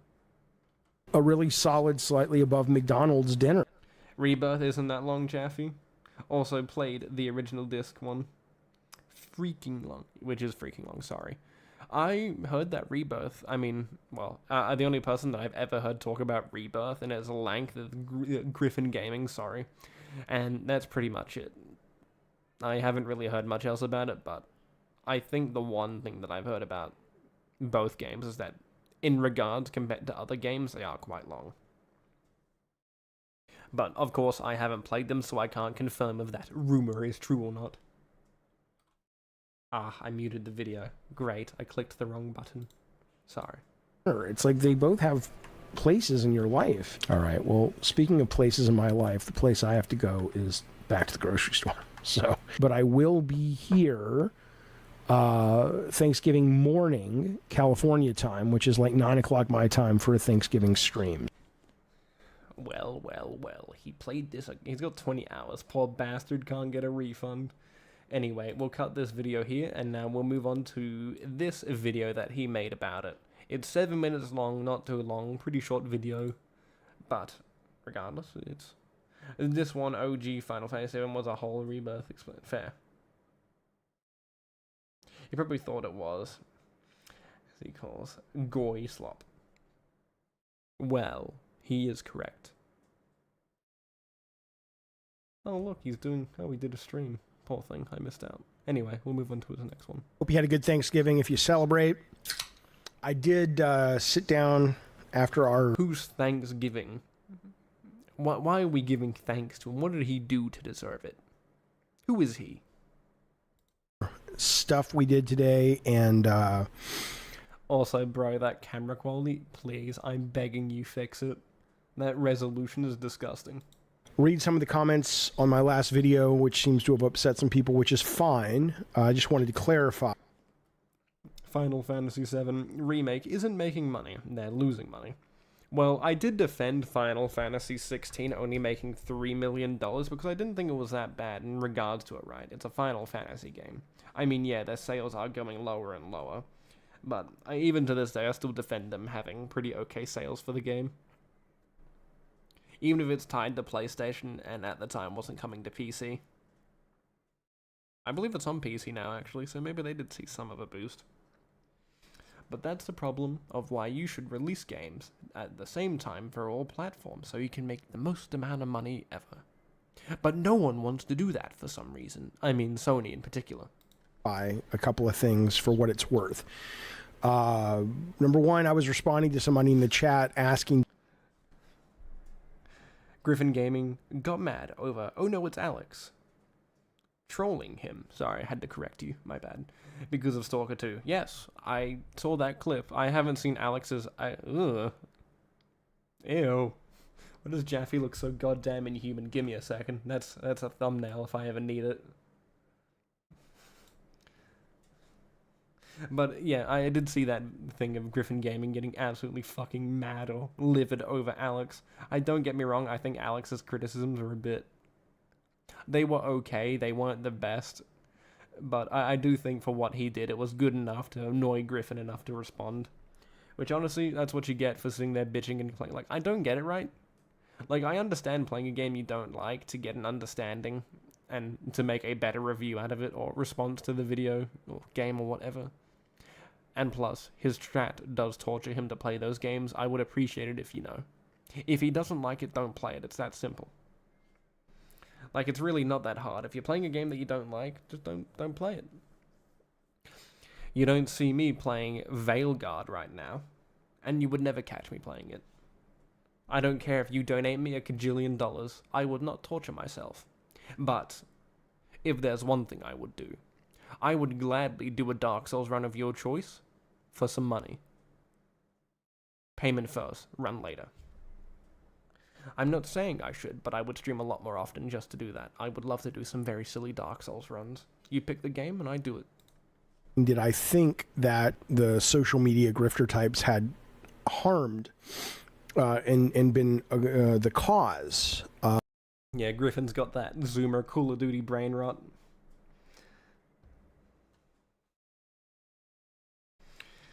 I do respect a lot of Griffin's opinions when it comes to his videos, because he does a pretty good job of explaining a lot of the stuff that he wants or he desires from a game. But I feel like he doesn't appreciate a lot of these other games that he plays for what they have and what they offer. Like Stalker, I don't know why he dislikes it. Like, yeah, I think he misses the point of what Stalker is. Like, God forbid he plays the original games. Whoopsies. of Dragon Age Veilguard not doing that well at sales. And so I was responding to your direct question, and my answer is, though, yeah, I think they contributed. So I want to just be clear on that. That's where it came from. I think that the people who have not played the game and think that if they tune into a certain streamer that I would call grifter, I do know what grift means, by the way, but I'll address that in a moment. It's everyone you disagree with. You don't know what that means. You probably think Fratanga's a grifter, even though he stands by his opinions. If they tune into certain streamers or Twitter people or whatever, there are people that are selling a narrative that, as someone who has played 22 hours of the game, I don't think that narrative is there, that this is some, you can't take 2 steps forward in the game without hearing about some kind of LGBT, quote, agenda or propaganda. I mean, I'm 22 hours in. I really haven't, there's nothing in there. There are things in there like that if you search for them, and there may be things coming up where you can't avoid them if you wish you could avoid them.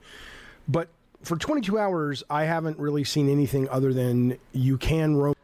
Now, those are the retards saying that, Jaffe. No one else is saying that. We know that there isn't constant LGBTQ stuff in there, right? No one gives a shit that much about it.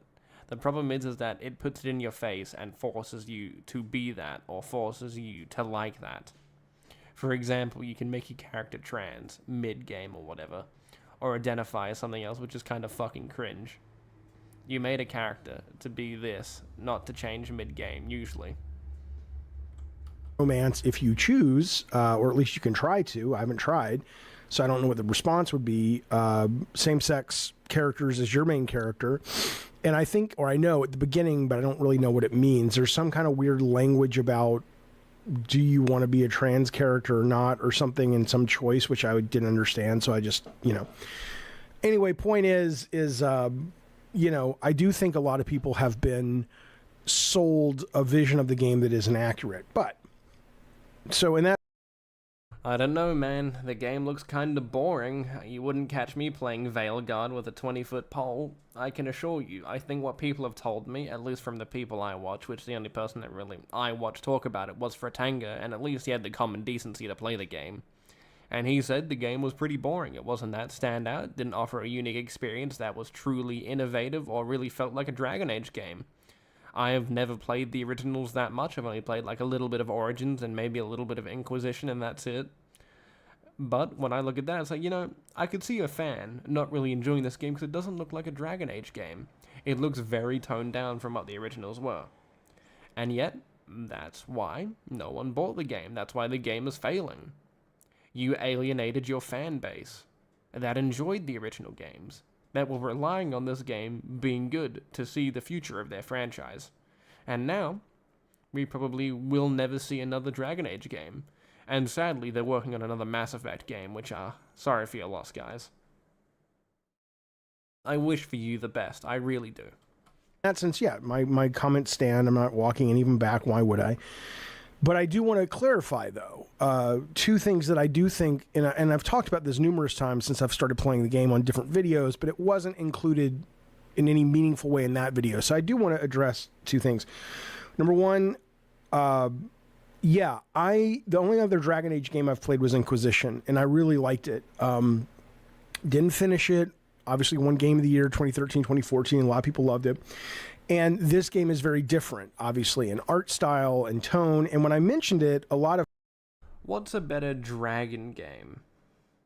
Dragon's Dogma or I've never played Dragon's Quest, so I'd have to say Dragon's Dogma, because Dragon's Dogma combat, as well as what you can do in that game, is incredibly unique. I love climbing over the monsters freely and beating the shit out of them. I hope in the Game Awards we'll see a Dragon's Dogma DLC. I really do hope we get to see something for the game. I can't say how much I fucking enjoyed Dragon's Dogma 2. Like, the story was ass, don't get me wrong, but the actual game itself, mwah, beautiful. It's just a shame it didn't really innovate much upon the original game, which, oh well. It was still what I would consider worth the money that I paid for it. So, I will have to play Dragon's Quest eventually. I've got a lot of games to play. I'll be adding that to my list. But when it comes to most of those games, I can't really tell you. Never played it. Wouldn't know. I'm a very silly individual. of more hardcore Dragon Age fans are like, oh, that's kind of what they do. Dragon Age Origins different than 2 different than Inquisition. You know, so I assume that was like when we did Twisted Metal 2, which was totally cartoony, and then we went to Twisted Metal Black, which was totally M-rated. Maybe it's like that's just what they do. But I get that if you came to Dragon Age Veilguard and you were expecting, either because EA had marketed it initially in some way and then they kind of feel like they're pulling the wool over your eyes, I don't know. But regardless, if you came to the game and you felt, I thought we were getting a Game of Thrones, Lord of the Rings, dark fantasy, super serious. Well, I can assure you, the new Dragon Age most certainly is not a dark fantasy because it lacks anything dark. Doesn't make you feel like shit, doesn't really do anything in the sense of an actual, I would say, dark fantasy games like the original. Or the original, sorry. It doesn't offer that cool, silly experience.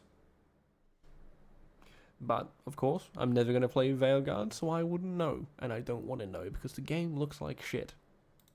Serious thing, that is clearly not what this is. So I'm like, yeah, I've never had a problem if somebody's saying, I don't like the game because of that.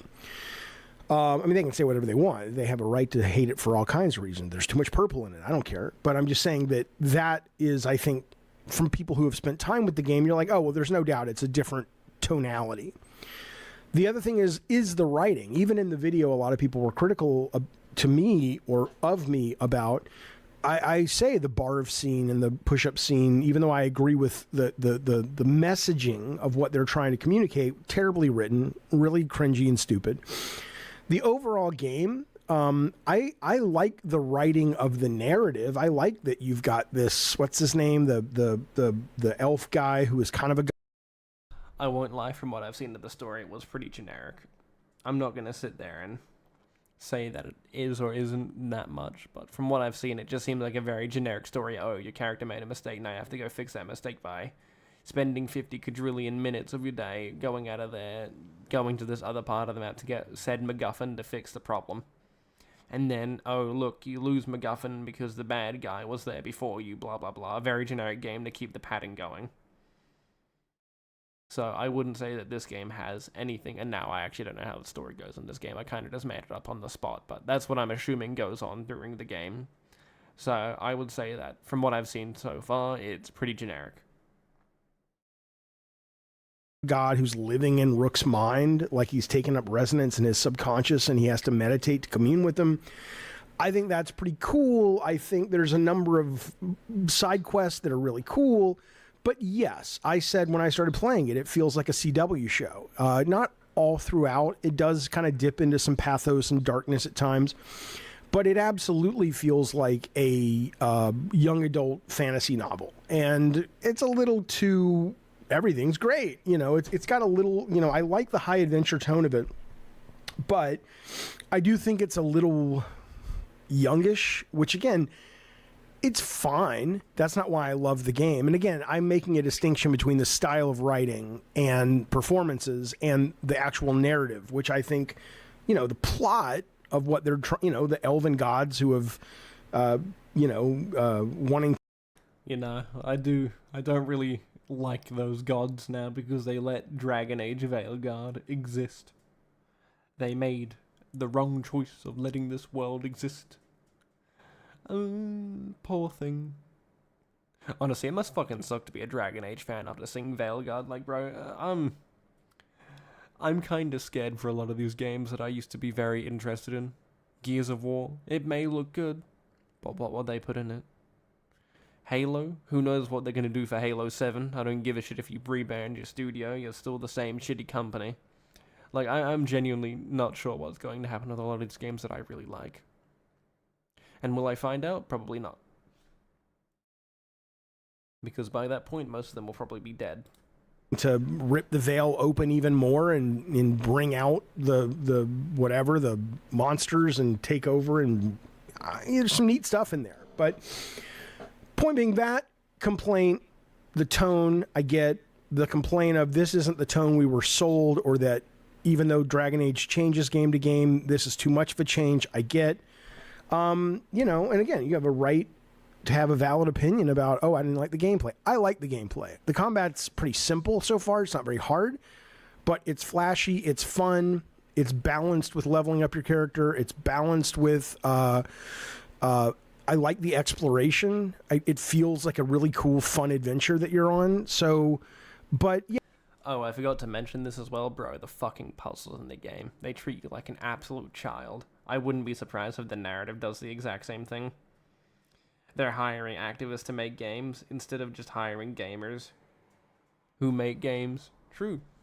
That's the reason why a lot of these old games succeeded, because they hired people that took an interest in the hobby and wanted to see their own spin on their own games and still made it fun. Instead of trying to sit there and tell you, hey look, this is how you should think. This is why I will forever appreciate games like Fallout New Vegas that actually sit there and try to have a smart intellectual conversation with you by opening up your mind to different thought processes. There are still people to this day debating which faction would be better for the people of New Vegas. Caesar's Legion. They may put you in chains and force you to work, but at least you're safe. You're never going to get killed, you're never going to get jumped, because the Legion will keep you safe, and in exchange, you just have to provide food. It's that simple. The NCR. They're the old world. Mr. House is independent. You're one. Actually, not independent, is it? Nah, it would actually be independent because they wouldn't pick a side. Well, his goal wouldn't be to pick a side, but, you know, he wants to go to space. And you pick the Courier one. You're an independent Vegas. You're the head of it. You got a bunch of Securitrons, so I would assume it'd be a pretty peaceful time. Security and all that, you know, fucking Mark II Securitrons, absolute peak. But you see, that's the type of conversations people want to have, years down the line. Which faction is better? Which ending should be canon? Most of these new games don't make you think that, and that's purely because they don't have the RPG elements. But for the most part, a lot of these games don't give you that time or real good motive or thought process to think. But yeah, there you go. That's a great example of games then and now. Yeah, the stuff I was talking about specifically in that video were the people who were going off about the LGBT stuff. And, you know, again, you have a right. I don't agree with it. I think it's short-sighted. I think it's ignorant when you think there's some kind of... let's just say that you and I, if you are one of those people, we don't agree on the motivations behind why you are seeing more progressive ideas in your media. Do you think Assassin's Creed is going to fail? Yes. Well, a lot of people don't take an interest in it. Like, we waited years for a Japanese game, and it turns out that you're not even playing as a Japanese guy. You're playing as the funny guy from Africa, or the black samurai that wasn't necessarily a samurai. And he wasn't a retainer either, because he was never. So I don't really see it being successful. A lot of people are into this whole conspiracy thing, and I'm just like, that's not what's happening, in my opinion. But I beg to differ, yeah, you have a right not to like it. But if you're going to be cruel about it online and talk about how mean or be mean, talk about mean things about the trans community or the LGBT community, and you can't really back it up, you're just kind of like, I don't want that in my game. Yeah, I think you're a fucking idiot. And I don't like you. And you don't like me, and that's okay. We don't have to like each other. Hey, man, at least you're passionate. That's something. More than a lot of people can say. But no, I do not like your view on this issue, and I do not like the way you handle it. Hang on, I'm yelling at people. And so, let's be clear, that stands. But the other stuff, I just wanted to make that clear. It is short-sighted. But it's content... Yeah, that's true. That cracks out views. Yep. If I wanted to go and, like, trust me, it's not that hard to do what I do as a content creator. I wouldn't even call myself a content creator. I literally just produce slop and you guys eat that shit up because it's something that you enjoy watching. Whether or not you agree with my criticisms of PlayStation, Fanboys, Xbox, or whoever, right? Because at the end of the day, it's just funny to see people getting yelled at on the internet because it's amusing. If I went over and covered politics or something like Andy Pants did, I would get a shit ton of views. It's honestly crazy to know that Andy Pants went from getting, like, barely even, like, 2,000 views to getting constant 100k. Bro's probably making bank from being an absolute idiot. But then again, Andy Pants is the absolute example of a grifter, at heart. Eventually I'll have to make a video on him. I know the one guy in particular, I'm not sure if he's in here in chat. I don't think he is. He's never really showed up to streams, not to my knowledge. But if he is here, he knows exactly who he is, and that I will have to eventually make a video on him. Everyone's fine with the gay or trans community, well, trans or gay communities. They just need to stop shoving it in our face. True. I never had an issue with gay characters in games previously because they didn't make it. A good example was The Last of Us. I haven't played that personally, but this is actually a pretty good example. You had to figure out he was gay. Because it makes sense. You wouldn't want to give people a reason to kill you, right? You never know how people are in the post-apocalypse. You know, oh look, I'm gay. Well, that's different from what I believe. I might have to kill you now. Like, stuff like that. You have to assume it. You have to see it in the cutscene. You know, smart writing. You know, something that Neil Druckmann will never have. Clear. Okay, be well. Happy Thanksgiving. I will talk to you later. Was that it, Jaffe? Well, I guess we got one more Jaffe video to go. Oh no, we still have... So actually, you want to switch it up and do this? The problem with Warhammer 40k for all you Warhammer nerds out here. And then we'll finish it off with a Jaffe video. Was there anything on Twitter? No, it's just that. We've already looked at that. So chat, pick your poison. Finish off David. Or some 40k. What is it gonna be? Come on, chat. Pick for me. Stop making me think.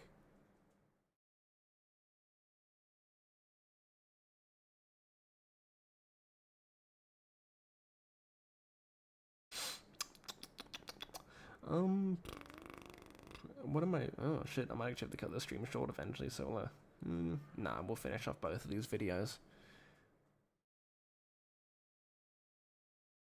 I dared to say shit about King Thrash on a stream, sorry.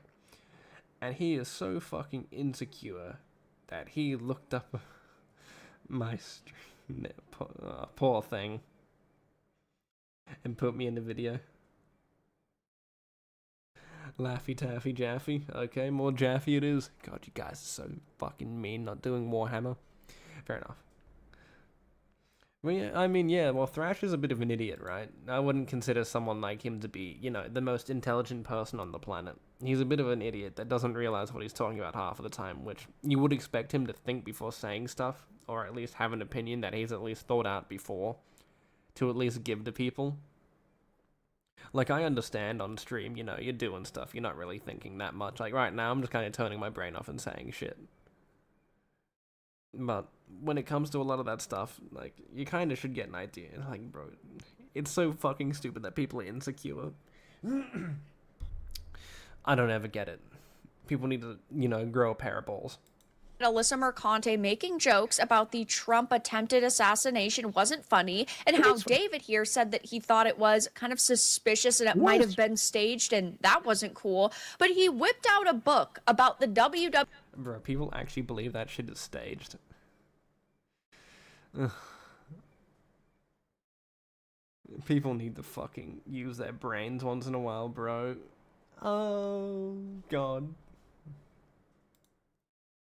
WWE and Vince McMahon and said, oh, there's a lot of information about Trump in here and how he's good at understanding an audience and entertaining a crowd, but that's literally anyone in life, let's be honest. Every single political candidate is just trying to convince you to vote for them. Trump is just extremely good at it.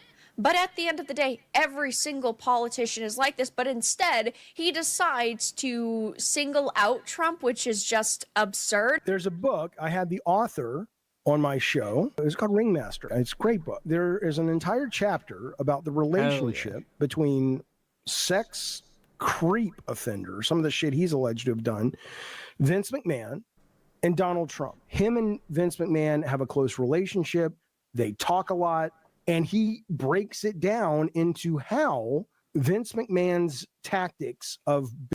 Well, you need to remember that Trump is a businessman first and foremost. I'm responding to a bit of an old point here. We're not really responding to this one right yet. I need to hear more of it. But when it comes down to Trump wanting to win your approval, he needs to say a lot of the stuff and actually stand behind it, or else he won't get elected in.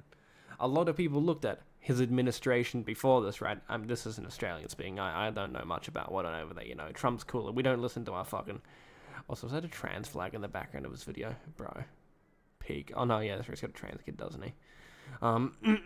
But in the case of, you know, an outsider's perspective on American politics, right? We look at someone like Trump, you know, I wish we could have someone like him. Because he delivered, not on all of his promises, but he was able to lead a pretty good administration and put the economy in a much better place than it was. before we had Biden, right? Well, before you guys had Biden, you Americans.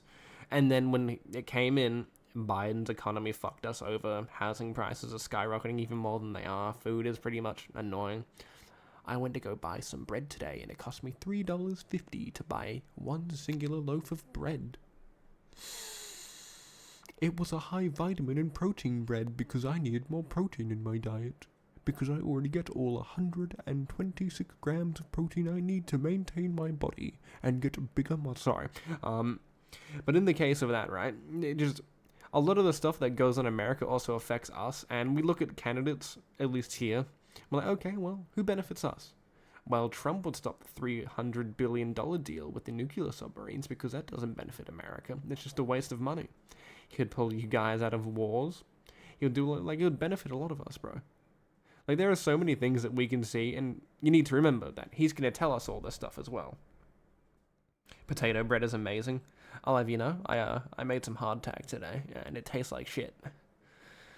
I know, I need to get more into baking my own bread, bro. I don't like all the random shit in the bread that they put. Yeah, Sleepy Joe. But in the case of a lot of these promises that they make, a lot of people are, in a sense, calling out Trump for all these promises, but yet they won't call out Biden and Kamala Harris for a lot of these problems. And it's like, why even bother? Why go out of your way to bitch and complain about Trump doing this and that and how Project 2025 is going to kill you when in reality he doesn't probably give a shit about you? Trump would probably want you alive to actually contribute to the economy and actually make money, so he gets more money as an exchange. He doesn't want you dead because that's a very dumb thing to do. That's a great way to alienate your fan base.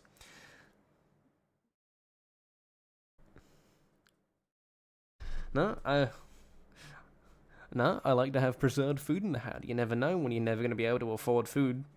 But yes, I was like, you know, hardtack's pretty cool. You're just mad that I crafted a fine dish of salt, yeast, and flour, and left in an oven for 3 to 4 hours to dry out in a slow temperature. You're very mad that I could do that. I won't lie, it was very fun to beat the shit out of the dough for a bit. It's like a stress ball. But this one doesn't fight back. Sorry, okay. Oh, you know, we'll move on. This I kind of rambled for a little bit of random shit, but yes, hardtack's peak. Don't try me, nerd. Building up an audience and staging things and doing kayfabe, which, again, look into it, is being, according to the author, replicated as Trump was the president, ran for president, and ran for president again. It's just... turned on the thing. Sorry. Whoopsies. He had that on. My bad. But in the case of people staging stuff, look at Kamala Harris. She staged phone calls. Do you remember on election night for America? She staged a phone call with her so-called voter voting, and then she turned her phone around to be on the camera not talking to anyone. That's staged. She did that to try and gain more people like, oh, look, I'm voting for you. She was trying to get herself more approval. People were talking to her. She was responding to people. People do that shit all the time. Like, this isn't a new thing. If you're a politician and you want to sell yourself, you're going to stage up certain things, but an assassination, why get that close to death? Or why try to fake something? Because that was an actual bullet that hit him. An actual bullet that went straight through his ear. Why get that close to death just to fake that? You would have to be an absolute peak shot to hit him in the ear like that, especially if that was the target. Like, I think this, I'll say this logic is kind of flawed because every politician is going to have stuff staged, like podcasts, Joe Rogan, all that stuff. But it's just the difference of what they talk about and how they perceive and talk about a conversation piece. Like, for example, immigration, economy. You say the right things, people are going to vote for you. It's not that hard. Now, the only problem is that you need to act on that within your 4-year term.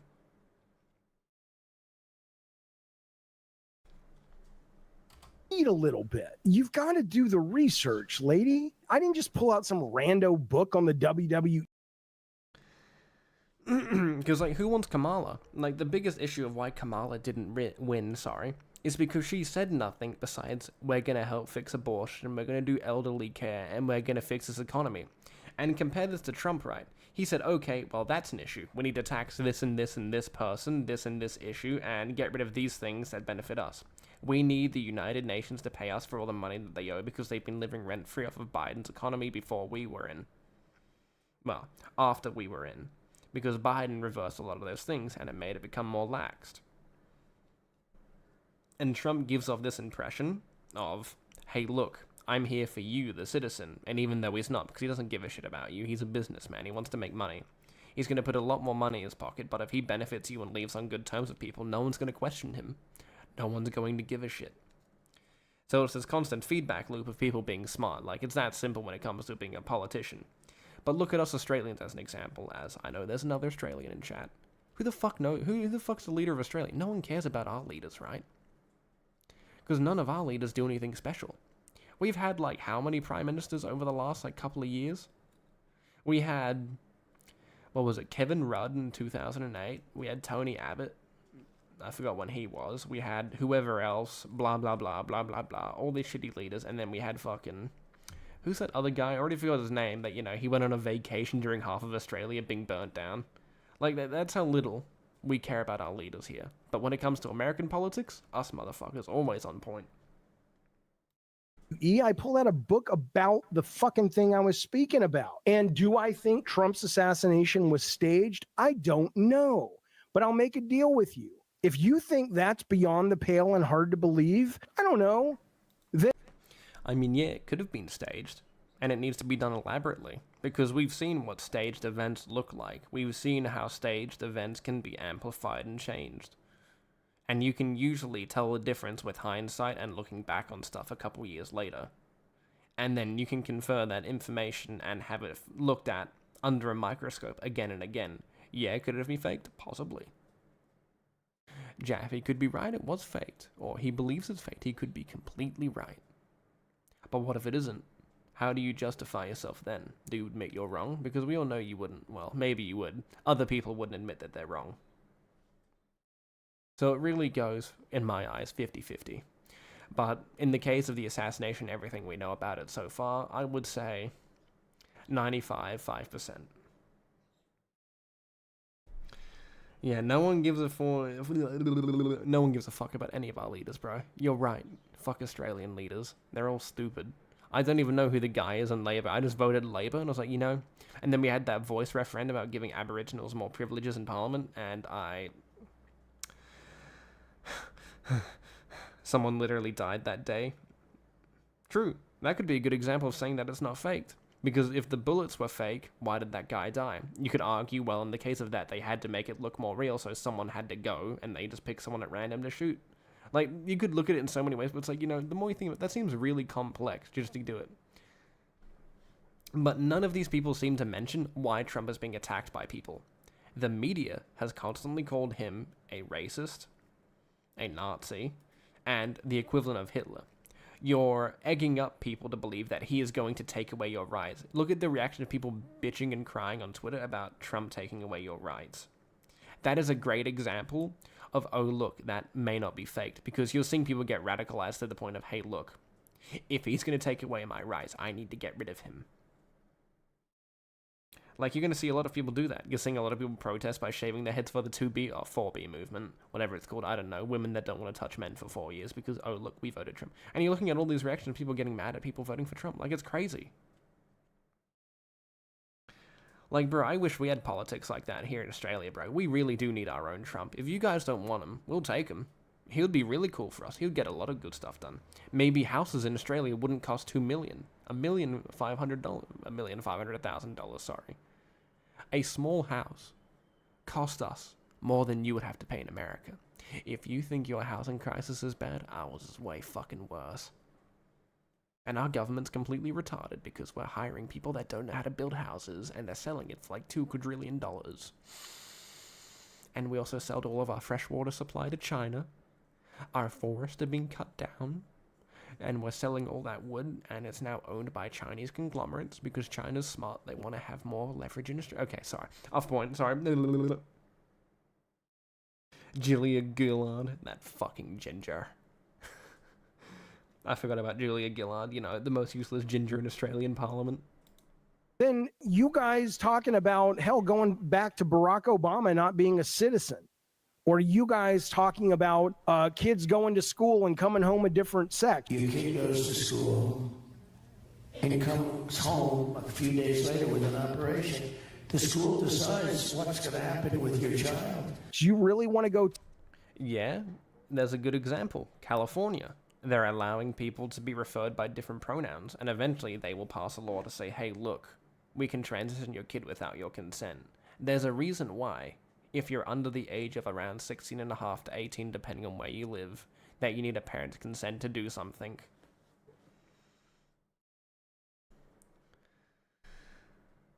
Yeah, we need to go import some Mexicans to fix us up, bro. I think I've only ever met one Mexican in Australia, and I went to school with him, and that was it. I have never met another Mexican in my life, bro. Like, it is crazy. Like, fuck, if you guys don't want all those illegals, I mean, preferably in Australia, we actually use those illegal ships as target practice because a lot of them are cartel ships. And we usually get, like, cartel guys sneaking in the neighbors like, oh, look, a boat filled with white stuff. Burn that thing to the ground. Use my 57mm cannon to send a high explosive round straight towards that Somali assault dinghy. They won't know what hit them. But yeah, in the case of Australia, we also have the immigrant problem as well here. And our government, at least when it comes to Labour, they don't really seem too keen on removing them like Trump does. Trump very much puts his foot down, and that's why we like him here in Australia, because he's very much a leader that we need. Someone that doesn't give a shit.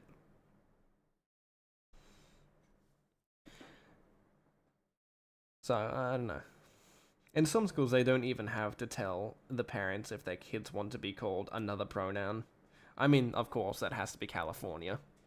But in a case, I should say this, I'm actually quite thankful that I left school during 2020, because I graduated during that time. I went to school for 14 years. I spent 2 years in prep, because that was very easy way to look after your kid when your parents alone. And then I spent all my 12 years going from primary to middle school to high school or senior. And I spent all that in one school. And that looks very good on my resume. And I enjoyed it. I won't lie, I look back at it, and then I now believe that school now has gender studies in it, and it's like, well, what does that really teach us? Because I believe it was Sweden that wanted to replace its history classes with gender studies, and I believe in Australia they tried doing that. But this was a college school, or a state school, whatever, that I went to. Like, bro, I spoke, actually, oh yeah. Yeah, I see the EU and UK with all have migrant problems. Yeah, I spoke to a fucking Muslim the other day, on Thursday last week at the gym. He was like, bro, you never know how much like Australia is so much better for a lot of us. And like he's a citizen, right? He didn't immigrate here. He's like a second, third generation family here, right? He's like, I've been all over the Europe, and I can assure you, a lot of the stuff that we have in Australia, you never realize how lucky we are until you actually go to those countries. And he's like, I've been there with all those migrants. I was like, bro, I can't believe I called those people my people. I'm like, bro, it's based. But he was like, I understand why a lot of those people come to those countries seeking a new life, but the moment that you don't assimilate into that culture, he's like, he's fucking based, bro. I'm pretty much, I'm paraphrasing everything he said, but pretty much he was just saying, like, if you're going to go to someone's country, at least have the common decency to at least learn their customs and how they think. You're not seeing me go to Afghanistan spitting on religious symbols or talking down to the Taliban, right? See, and he gets that idea. You come to a guy's country, you show respect to that country, you show respect to the architecture, the people there, because it's not your home first. The only time that I believe you should be treated any different from that point is when you become a citizen, because now you have the right as a citizen to complain about those issues. Sorry, said that wrong. Some may disagree with me on that one. Anyway, we're taking this a bit too long here. We're kind of just toe-to-toe with which political party, Vera, offers up a trough of horse shit? Who's got the most horse shit? I mean, you're not educated enough. The Democrats bring up more shit because they give you a bunch of false promises. In the case of Trump, he has said a lot of things that he would do, and he has never gotten around to them, but that's the case of most political campaigns, you make a lot of promises that don't mean much. But in the case of someone like Kamala Harris trying to become prime minister, president, sorry, she's not running for us and we wouldn't want her, sorry, you guys can keep her. But the problem is that she had 4 years to see those plans that she wanted done during her time in office. And since she was, I think, vice president or whatever, she could have made some of those changes that she was preaching under her campaign. But yeah, for some reason, she didn't make them there. Sleepy Joe ain't doing much, so it really makes you think. At Onyx Legacy, in case you missed it, LEGO 2K Drive is actually more players than LEGO Horizon. I'm still fucking mad that LEGO Horizon isn't performing well. Has more players. How do you get beaten out by a racing game? I don't play many racing games, so it must be damn fucking good. You're not bright enough, Vera, to talk to me or to talk about what I talk about. You're just not. He also said, oh, he's... Fun fact, Jaffe, a lot of people think we're intelligent, but we're not. Trust me, when I talk about politics, I literally know nothing. I don't know the deeper meaning of a lot of these decisions. You're uneducated speaking on a more or less educated problem that needs you to be educated to get a deeper understanding of what they're doing. And that goes for any subject. I may have spoken to game developers. I may have spoken and done more with games than other people. I may understand a little bit more about code that gives me a deeper insight to how hard a game may be to develop. And it goes both ways. You're not intelligent because you know more, you read a book. Unless you're on that shit every day, understanding and having a deeper meaning of political campaigns, how people act, what they're trying to achieve by certain messaging within those campaigns. Both of you, me included, Vera, you, everyone in chat, for the most part, I don't know if you guys have got any degrees in politics and marketing and all that. But in the case of that, none of us are smart enough to know. That's why we are the citizens. You believe you're educated, but you're not. That's the problem with everyone. Everyone believes they're smart when they're really not. Or they may know the deeper meaning. The difference is, in my case, I'm a fucking narcissist. He's older than me, so he knows more about politics than I do, and that I should, quote, go fuck myself. So I'm one of the grifters he's calling out, even though his definition of a grifter is somebody sitting online, making videos, talking about a game, when he's literally doing the same exact thing. Now, is that my definition of a grifter? Where are you getting that, Vera Dark, from? Again, Vera, I'm going to give you a little bit of an education here. Jaffe's definition of a grifter. Also, keeping it in politics, Kamala's party failed her. Of course, they realized that she wasn't doing anything. And, Trump's doing the bigger man thing by paying for her some of her stuff, right? In the case of a lot of this stuff, Trump's playing it very smart. Well, Kamala's campaign is in debt, we'll pay the debt. He's showing that he's, in a sense, that gives him the opinion of a good sport in some regards. Okay, well, they did their best to play against me, and now that I'm going into office next year, I can sit there and have this and this person, I can pay off their debts, I can be on good terms with that party, and look like the bigger man. Because we all know Trump's got some dark shit in his closet, right? He's a businessman. Every fucking guy does, right? So, I do hate those people that sit there and portray Trump as this chump. Yeah, chump, there we go. Donald Trump. But I hate all the people that sit there and portray fucking a Trump. Oh my god, bro. Nah, I like Chump more. Chum bucket. But they portray him as this good person that can do no wrong. And those people, I think, are very fucking stupid. The mindset that you should always approach when looking at everyone, criticize everything that you hear, may sound annoying and a bit boring sometimes, but that makes you the smarter person. If someone says something was faked, ask how, do your research. And of course, you may be the most annoying person in the room by doing that, but, you're not going to be a dickhead that gets blindly stubbed into something. I made that mistake. I learnt my lesson for listening to people. And I learnt, don't take everything people say at granted unless you know they do their research, and that they have an educated look on it. But a smart person would always tell that dumb person to do their research as well to make sure that they get the right opinion that they either agree with or have got to the point where they can find something.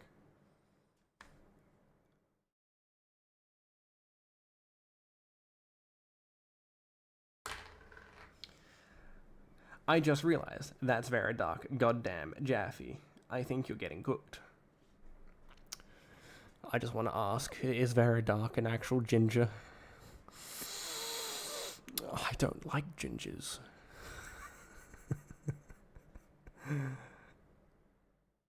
Fucking gingers. We had a ginger in our politics, and that bitch was named Julia Gillard, and she was a cunt. Grifter is literally sitting online talking about games. You don't believe me? Not a problem. Veridark here for you with all the facts. Here's where he defined grifter 2 years ago. What's that you say? Grifter? Grifter, huh? Well, I suppose that's when you play them video games like the Atari, and you have somebody taking a picture of you and you saying, I'm going to say this about the video. I think that's what that's a grifter. Didn't think we'd find this, did you, Jaffe? But I'm good at my job. I just want to ask, what the fuck's with the satanic fucking shit? Like, am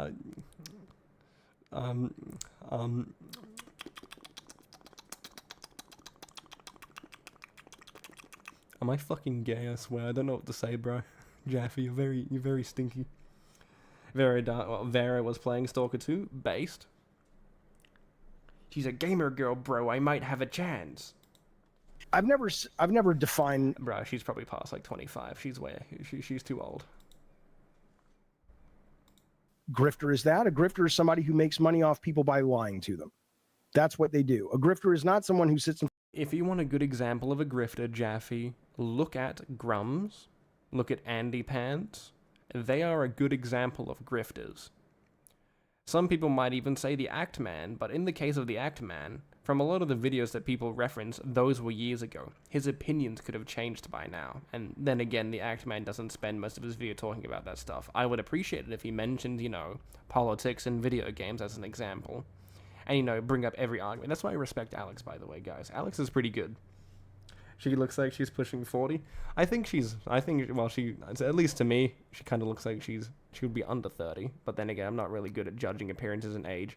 Oh, wait, no, I did guess some person's age of being 25, and I got it correct. I know, I'm very cool, guys. But in the case of people grifting, like, you can easily tell when someone's a grifter. Andy Pants is a grifter, Grums is a grifter. I wouldn't consider someone like fucking Act Man as a grifter because, most of his videos go back years, and his opinions could have changed on what he believes now, right? Because that's a long time. I can tell you this right now, the opinions that I held a year ago, I would say that some of those opinions have changed. Probably 26, that's what I'm thinking. She doesn't have that look of someone in her 30s yet. She doesn't look miserable yet. Then again, I'm 21, people still consider me a fucking kid. So, I'm fucking crying, bro. I go to the gym like, how old are you? You're 21. Oh, you're still fucking young, bro. It's like, what do you mean I'm young? I thought that was me when I was 18, bro. Well, that isn't fair, mate. Might fucking kill myself now. Anyway. But yeah, you can tell the difference between when someone's grifting and when someone's stating an opinion. Now, could some of the stuff they be saying grift? Yes. But I wouldn't consider someone like Act Man a grifter. If he was saying like, oh yeah, I hate that woke stuff in video games, and I love this stuff within a year or two, maybe. But then again, opinions can change relatively fast if you get a new perspective, a new point of view.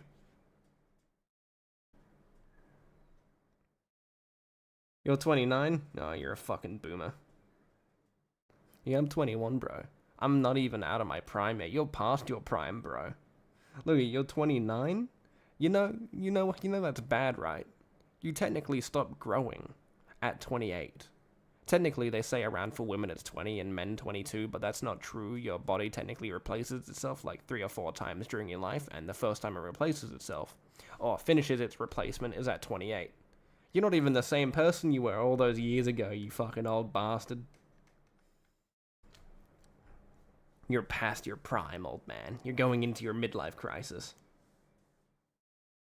He young, bro. Fuck all of you in chat. Honestly, get fucked. Stop calling me young. I'm a big boy. I went to the gym today and someone said I have big muscles. None of you would do that to me. Like, damn, Onyx, you got big muscles. All that devouring of creatine doesn't go nowhere. It's the good guy steroid. You're 69? Nah, no you're not. You're lying. Also nice. In front of a camera and talks about video games, Fair Dark. You just don't know how to do this. You don't know how to do this. You are in that chair, Vera, because of your hair and your face and your gender. And that's fine, by the way. There's no problem with that. I don't deny anyone making money and building an audience off, the things that they've got. But let's be clear. Okay, chat, bit of a hot take here, but I don't like watching women.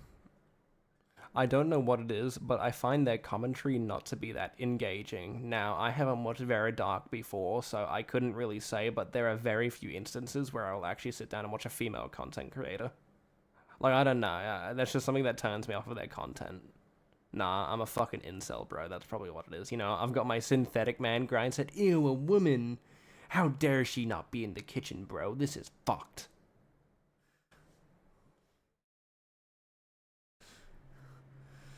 Don't you fucking call me a kid, you little rodent. I'll find where you live, bro. Don't make me. And I'll invite you to the gym and we can, fucking get big muscles together, bro. You know what would be better? I'll even share my creatine with you. That's a fucking privilege for any gym bro. The honor to creatine. A lot of them are dumber than boxes of rocks. I mean, in the case, no, there are some female, I forgot, who was it called again? I forgot what her name was, but if you guys watch Stimpy and his Rust content, I think his wife or girlfriend, I don't know which one it is, but, if they're married, they're married. But his wife, girlfriend, or whatever does a YouTube channel, I think that's the only woman that I watch, because she's actually somewhat funny. It's just a female Stimpy. Because one thing that I should say, I don't really value the individual on camera. I value the opinions that you're giving me. I know Fratanga may not like this or agree with this, but I don't give a shit how good your editing is. It's more of the opinion, and the questions that you ask and answer is what you should be giving.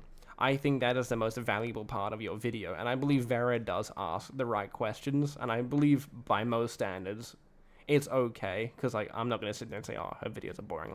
Why the fuck do you guys watch mine? My videos are dog shit. I'm a slop content creator. How dare you guys sit there and say she is commentary, so she might be slop as well. Either way. But in the case of a lot of these people, it's really, I think, the most important part is their opinions, and a lot of women don't actually get that point across of having a good opinion. They ramble like me, because they can't be very decisive. Clear. So far, my encounters with you online, you are kind of you're a mental lightweight, and that's fine. People have all kinds of, you know what I'm bad at, Vera? I'm bad. Bro, I don't know about you, but if someone called me a mental lightweight, sorry, I think a racial slur would be coming their way. I take pride in getting angry on the internet, and being the most vile piece of shit when I get angry.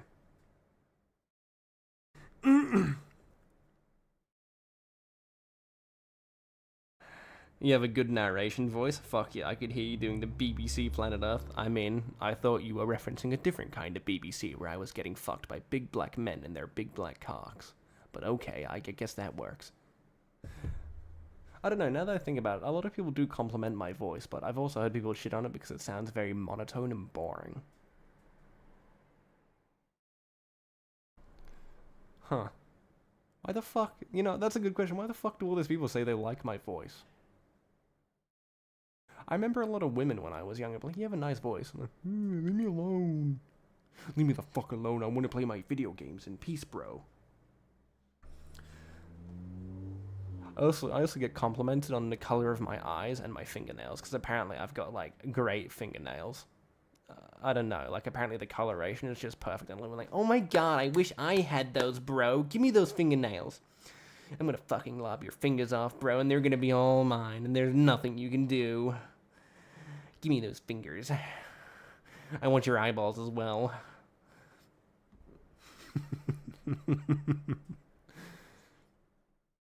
Bro, women have got that different grind set, bro.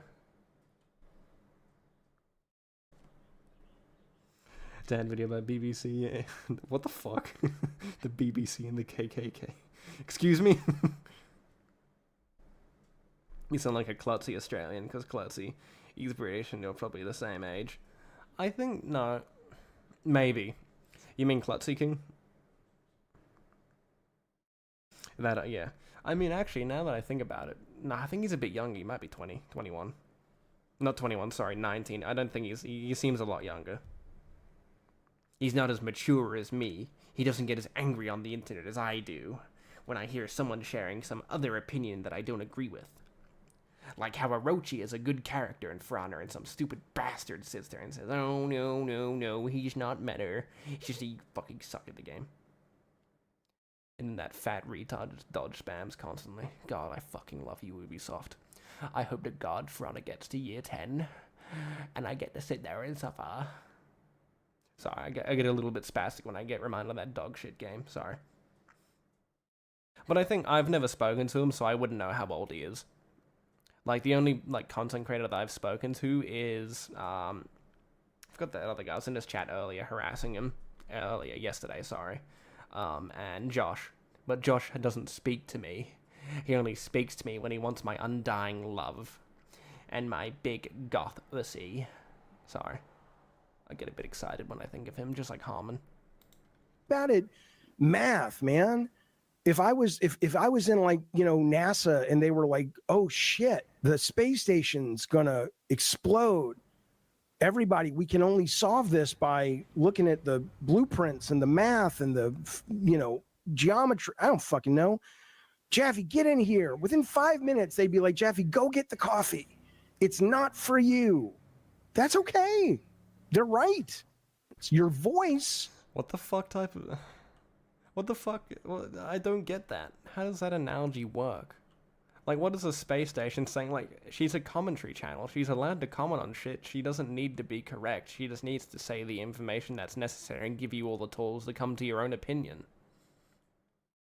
That's, in a sense, it's kind of like journalism, but without all the cool features and being looked down upon because you're an absolute useless person, except a war journalist. Harmon Smith, aka Cody Lee. Stop it. You got me thinking of my boyfriend. Those man titties will belong to me, and there's nothing you can do about it. Like Jay Willikers, Harmon's all mine. Sorry, I get a bit excited.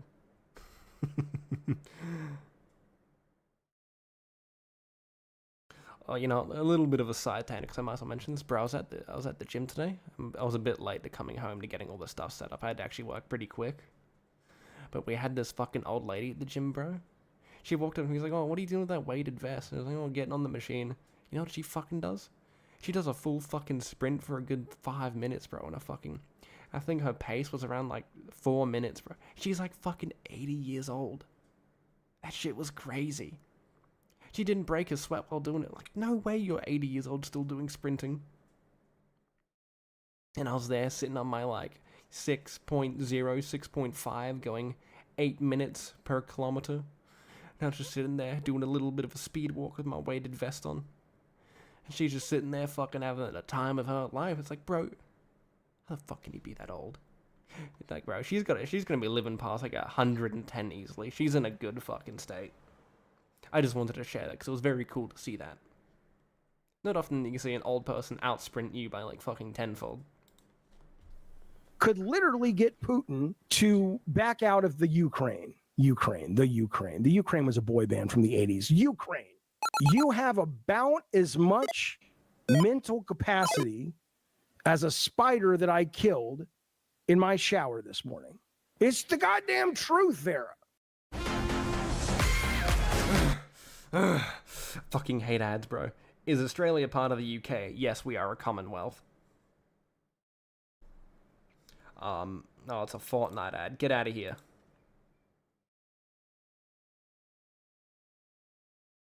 Oh, is that it, bro? Oh, well. Hey, look, the Halo soundtrack's appeared. Oh, hell yeah, all the stuff's appearing in here. Anyway. We got this to look at now. So. Actually, what else? Yeah, Australia is part of it. It's a Commonwealth. So if we leave Australia, if we leave the Commonwealth, right, that we get for being part of England, we lose our freedom of speech because in our constitution, we have no freedom of speech. But then again, the Constitution and pretty much everything about freedom of speech doesn't matter. If I can't say I can't overthrow the government or whatever, I get put on a watch list, right? You know, true freedom of speech doesn't exist. It's just a shitty lookalike. You know, sorry to get a bit into philosophy, but, you know, just thought I'd let you know. So, yeah, a little fun fact. If we leave the Commonwealth, we lose a lot of our rights as individual citizens in Australia. Also, we can own guns like Americans. A lot of people believe that we can't, but, you know, it's not that hard. No, we are not a part of the UK. We are independent. Yeah, get fucked. You know full well we aren't, dumbass. You know exactly what I'm on about. If we leave that Commonwealth, that stops us from being so tied together. And also, we are, because we're called a Commonwealth for a reason. We're the Commonwealth of Australia, you fucking nut. If we get into this fucking debate here, bro, don't start. I swear to God, if you're gaslighting me into this conversation, I'm not going to be very happy. We are not independent. We are independent as a continent, but we are still very reliant on the rights of a Commonwealth. I think there are only like 3 or 4 Commonwealths to England now, because India isn't a Commonwealth anymore. What other country? No, New Zealand as well. But that wasn't, that wasn't claimed by the British, wasn't it? I could be wrong. Anyway, what we are looking at now, since some of you, you know, you go out there and talk to women, you know, you're not the biggest virgin like Warhammer people, so what we're going to be looking at is a 20-minute video from Adam something. It's about the problem with Warhammer 40k, well, completely misses the point. Now, I'm not the biggest Warhammer fan, personally, I know very little about the lore. But even I know that they're not just space Nazis. Okay, a bit more serious. It's more ironic than political, though. Not wanting to separate from the Commonwealth. Yes, I wouldn't want to separate from the Commonwealth, because we lose a lot of benefits, like trade tariffs and all that we get. For example, in the case of leaving the European Union, because I think, what was it? I forgot, it wasn't Ireland, wasn't it? But one of the countries did, and they got a bunch of trade tariffs. Meaning that, in a sense, that they have to now pay for a lot of things to go to other countries, and a lot, like, it's not very beneficial, and it could see a pretty annoying look at our economy. Australia is in a very bad state. You wouldn't really want to make it any worse. I don't want to pay, like, $3 million for an average house that, you know, my parents could pay for back when they were, like, 30. But unlike them, I save my money. If you guys saw a picture of my room, you'd be very disappointed. You got my desk, you got my chair, you got my monitor, and you got my PC, and then you got a bed, and that's it. There's no extra room in my thing. You give me a house, I wouldn't furnish it. I'll just leave one room furnished. Because I have no need for stuff that I won't use, and I save every dollar I get. Every bit of ad revenue from YouTube, saved. All goes into my savings. Every money... any money I make on beekeeping or anything else I do, instantly saved. I only spend what's necessary on taxes, rent, utilities, and food.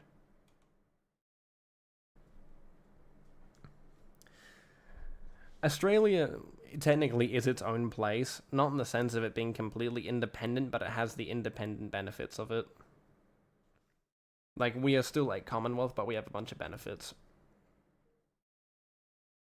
Is a universe where people fight wars using hammers. Okay, not really. Warhammer 40k is a massive, bombastic universe in the grimdark future of the 40th millennium, where humanity is fighting wars on an epic scale on multiple fronts against all sorts of horrors. Space orcs, space elves, literal demons from hell, humans corrupted by literal demons from hell, the Zerg, and also the Tau. Warhammer got its start as a tabletop game, and at the core it still is. Imagine chess but more complex, where 2 players bring out their hand-painted armies of miniatures and battle it out on a large board. It's a cool experience at game stores or game bars, where you get to meet people, socialize, and show off your cool miniatures. Today, however, Australia is technically its own place, but has a, similar to a federal US. Rely on royal. Yeah, for example, a lot of our laws are still built around royal stuff. For example, one of our prime ministers got removed through one of these, I forget, it's like a bailiff. I forget what they're called, but they're not like similar to a bailiff, but the name is something similar to it, and pretty much they are the only person in Australia that can remove a prime minister from active duty, in the sense of being a prime minister. He loses his title as prime minister and everything.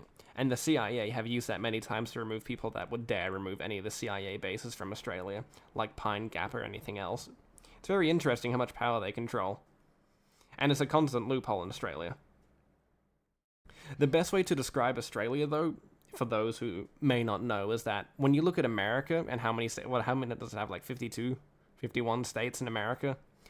Think of us as an extra state unto America when it comes to our politics. We are not independent in our beliefs here.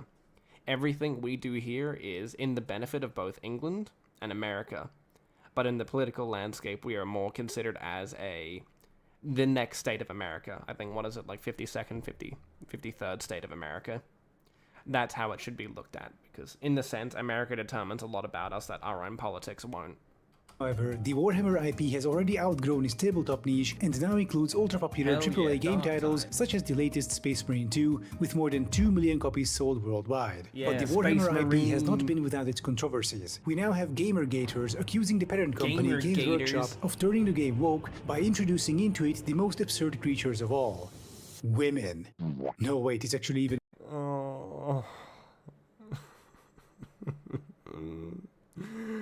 This is fucked, bro.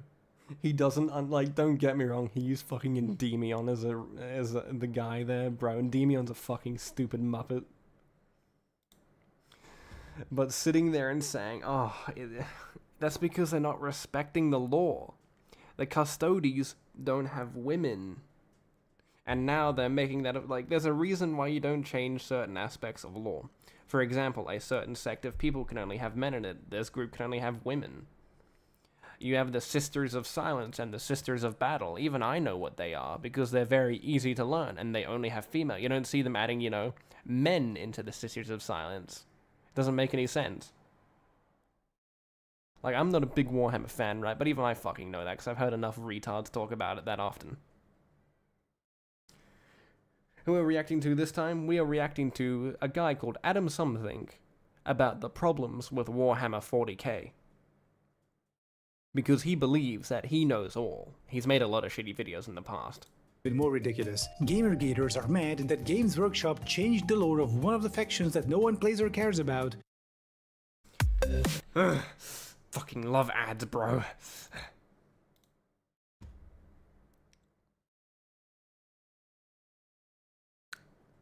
Oop, I can skip it. And that Games Workshop changed the lore of one of the factions that no one plays or cares about by saying that some of its soldiers can be women. If you want... No one cares about... Bro, the amount of time that I've been in, like, people with talking about Warhammer, a lot of people care about the Custodes. They literally say it's their favorite group in Warhammer. Just like Henry Cavill did. I think they care, and it also is more important about the consistency of lore. Like, for example, look at Fallout as an example. Bethesda retconned so many things that I would consider pretty important to Fallout lore. And then you go back to something like New Vegas, then it's like, oh shit, the lore actually makes sense again. But, how Jet was created pre-war, even though it was a drug that was created, I believe, in Fallout 1 or 2, or at least had the basic start of it done. Like, women shouldn't be fighting in war. That is true. Only a very select few women should be allowed to fight in war that actually, deserve the right to do that because they're able to compete and stay competitive with men. I know, a bit of a hot take, since we asked for equal rights means equal fights. But in the case of stuff like that, it's... No one cares about the Adeptus Custodes. It's you assembling the miniatures. You can decide what head you put on them. And this resulted in a global outrage among people who have never touched a Warhammer miniature. Or a woman. That's it, Games Workshop. I could suspend my disbelief for space orcs, space elves, and hell in space run by space demons. But women? If women are real, how come I... Bro, he's missing the point. It's staying consistent with your lore. That's literally it. The moment that you've had something established that women either don't serve in that or can't serve in that, and then you turn around saying, oh, women can now serve in that, and it's always been like that. That's the issue, and I think he's missing the point now. Like, the main issue is that you remove the consistency because now this leads to an opening that the lore can no longer be taken seriously. This goes for any media that you enjoy. The moment that you turn around and say, oh, this thing happened and now this is a response of it, it kind of comes off as pretty fucking annoying. But this mouth breather doesn't realize that, surprisingly. might never touched one. On the other hand, opposite to the gamergaters, we have an increasing number of voices saying that Warhammer 40k is starting to become problematic by turning from a satire of fascism into a celebration of it, especially with the latest Space Marine 2 game. Gamergaters counter this by... Fun fact, the easiest way to piss off someone is by saying that the Imperium of Man are just space Nazis. It really pisses off all the Warhammer fans when you're like, no, there's nuance. We're not just racist, we hate aliens, bro. We hate all those goddamn Xenos, you know, those immigrants from Mexico or whatever, you know, stupid shit that people say to get, you know, funny laugh. But in the case of this, it's fucking stupid, bro. This guy's retarded. Accusing such critics of overreaction. It's just a game, you're taking it way too seriously, nobody wants to be a literal space Nazi, you guys need to chill the fuck out. Yeah, that's right, guys. So what's going on here? Xenos. Do gamergaters have a point? Is Warhammer turning woke? Or are the critics correct here, and Warhammer is indeed turning into a celebration of fascism? To answer this question, we need to talk about Starship Troopers, the subject of much online discussion as of late. Now, please hold that thought for a moment and let me pay some bills. You might have noticed that the world is kind of going insane at the moment, with Trump... Give me a second, let me read that. I've seen Harmon's video on Katakawa being acquired by Sony, and how this is going to end From Software. I want you to see it too. I'll look at it. Actually, I could look at that after, and actually, maybe I haven't done a Harmon Smith video in quite a bit. I'll do it after this. I want to get through this, because I think this is kind of funny. Also, this guy really thinks Elon is a Nazi as well, so I just want to let you guys know that before we get any further. I've watched Starship Troopers. Damn right, it was a good movie. Nominating a pro-Putin grifter as the director of US National Intelligence and a vaccine denier as Secretary of Health. The political scene could not be more tense and uncertain. And this brings with... Bruh. Also, I just want to let you guys know, this guy's incredibly left, and one of his main points in like the beginning of one of his old videos was calling Elon Musk a Nazi. Yeah, my boyfriend made another video. Wait a minute, you can't say that. You live in Iran. Aren't you guys against gay marriage? You can't even reference that shit. Oh wait, no, that's Afghanistan. Huh. Nah, same thing, different smell.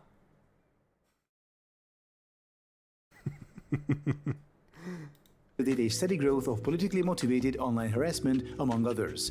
Also, see how this is a Warhammer video and he immediately starts talking about politics? Like, this has nothing to do with it going into Warhammer. Just talk about how Warhammer's related to politics. Or, I don't know, talk about how Warhammer's related to said fascism or whatever. Like, what is this stuff doing here? There's nothing needed to talk about this politics. Keeping your personal data to yourself is more important than ever. And Delete Me, the sponsor of today's video... it's an advertisement. Get out of here. Its setting is also similar to Warhammer's. We have a sort of centralized militaristic human empire called the Terran Federation, battling it out with various alien species, including giant space bugs. Much like Warhammer, Starship... Yeah, I am Australian. What are you going to do about that? You can joke about that? Yeah, what is that? I sniff petrol? Well, joke's on you, I'm part Abo. I can sniff petrol, and you can't. That petrol's all mine. Oh, this guy. Troopers grew out of an original... You know what? Fuck this. We're speeding up this video. Fuck this guy in general. No. Niche IP. With Warhammer 40k, it was a tabletop game. With Starship Troopers, it was a book which later got adapted into series, movies, and games, making the IP transition from niche to the relative mainstream. Now, tabletop Warhammer is very different from video game Warhammer, Space Marine 2 in particular. And in the same way, there's a... This is why I use Brave browser. I've been considering switching to it, but I don't want to sign into all my accounts that I forgot my password for an email for, so... Maybe. Big difference between Starship Troopers, the book, and Starship Troopers, the movie. The 1997 movie, which was at the center of that god-awful discourse. The Starship Troopers book is rather jingoistic. Some people call it fascist literature, but I don't really agree with that label. The book is militaristic, obsessed with toughness and masculinity, heroism and honor, but it's otherwise not covert fascist propaganda or anything. It was written by a former soldier at the height of the Red Scare and McCarthyism in the 1950s. So as far as I can see, Starship Troopers is really a product of its time. It's still very right-wing, idolizing the military. Just in get fact, to in that the world, point the only way of to gain full Warhammer rights as a being citizen bad. is through military service and so on. I thought Helldivers was inspired by Starship Troopers. I think most of it is. Sniff petrol, bro, that's wild, bro. What are you, fucking mad? You mad little bro? I steal your tax dollars. I get to live on my reservation and not pay any taxes. Nah, I'm fucking with you. I I don't do any of that. I honestly, I don't like the indigenous benefits. I believe that shit's fucking stupid. I don't believe any group should get benefits or treated differently because it invites being, you know, segregated and different in a sense.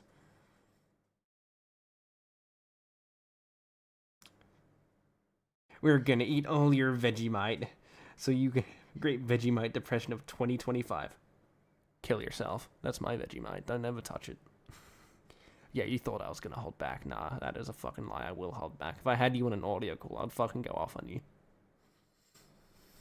Don't touch my Vegemite.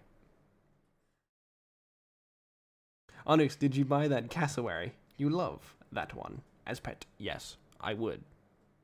Also, they're illegal to own. I can own an emu. You want one? Big funny bird. If you're small enough, you can actually ride it. Think about it. Damn right, this guy's yapping nothing about Warhammer. That's why I sped up this video so you don't have to listen to his shit for too long. But is it fascist? No, it's just 1950s right-wing and jingoistic. Imagine a sci-fi universe created by an ex-military boomer who has a Clint Eastwood profile picture on Facebook and who can't shut up about how back in his day everyone worked 26-hour workdays, 10 days a week, and no one complained. Bro, get to the point of Warhammer. Generation today. Military service should be compulsory to teach these soy latte drinking weaklings some discipline. But in person, the guy's nice to you and always offers you beer when you come over. That's the authorial context of the Starship Troopers book, basically. Now keep in mind, while the book itself isn't fascistic, the Terran Federation in it kind of is. And the values of the 1997 Starship Troopers movie are in many ways the opposite of the books. The director, Paul Verhoeven, grew up during the Nazi occupation of the Netherlands and didn't really like fascist, hyper-militaristic ideologies for obvious reasons. So he proceeded to subvert our expectations, not with medieval anti-air railguns firing tungsten rounds at Mach 5, but by turning the Terran Federation, the Starship Troopers, into a satire of jingoism and fascism. While the book depicts the Terran Federation's campaign... Whoopsies, did I click? Yeah, I paused it. We have people that have emu farms. I mean, yeah, in Texas, that'd actually be pretty good because the climate would be pretty similar. As long as there's a warm, humid climate, emus are built for that shit. Onyx, do you like Australian crocodiles? Yes, I really do like saltwater crocodiles, because first of all, they're the biggest species of crocodile, and second of all, good luck living if you jump into the water with them. Would I want one as a pet? Absolutely. I will absolutely attempt to domesticate that poor bastard. He will become solely reliant on me. The movie portrays it as a hopeless war, started on false pretenses, fought by a bunch of propaganda-addled macho idiots marching into certain death, where instead of heroic acts, glorious sacrifices, and cinematic last stands, you just get torn apart by giant bugs. I mean, the whole reason for the war is that supposedly bugs pulled the Javier Milei and destroyed Buenos Aires by launching an asteroid from a different solar system towards Earth. If anyone is getting Iraq War, Saddam Hussein as weapons of mass destruction vibes, yeah, you should. The bug's home system is tens of thousands of light years away. Even if they somehow managed to precisely hit Earth from such a distance, the asteroid would have taken millions of years to get there. So no, the bugs could not have done it. The whole asteroid business also begs the question, if the bugs can pull that off, why don't they keep doing it once humans attack them? This has nothing to do with Warhammer. And also, first of all, the movie was a satire. It's... Fuck's sake, bro.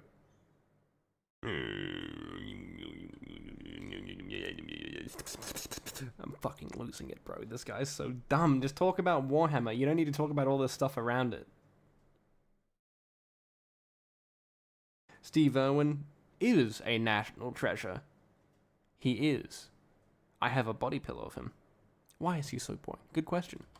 Because it's all bullshit. The asteroid was an accident at best, and a false flag operation at worst, that got blamed on the bugs to keep the war machine and thus the military-industrial complex occupied. In the end, however, all humans accomplish is getting a bunch of soldiers murdered. By the end of the movie...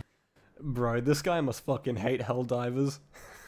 If he's talking this much shit about fucking Starship Troopers, if this guy who plays fucking Helldivers, he's gonna be so mad. He's like, why am I being sent into a meaningless war?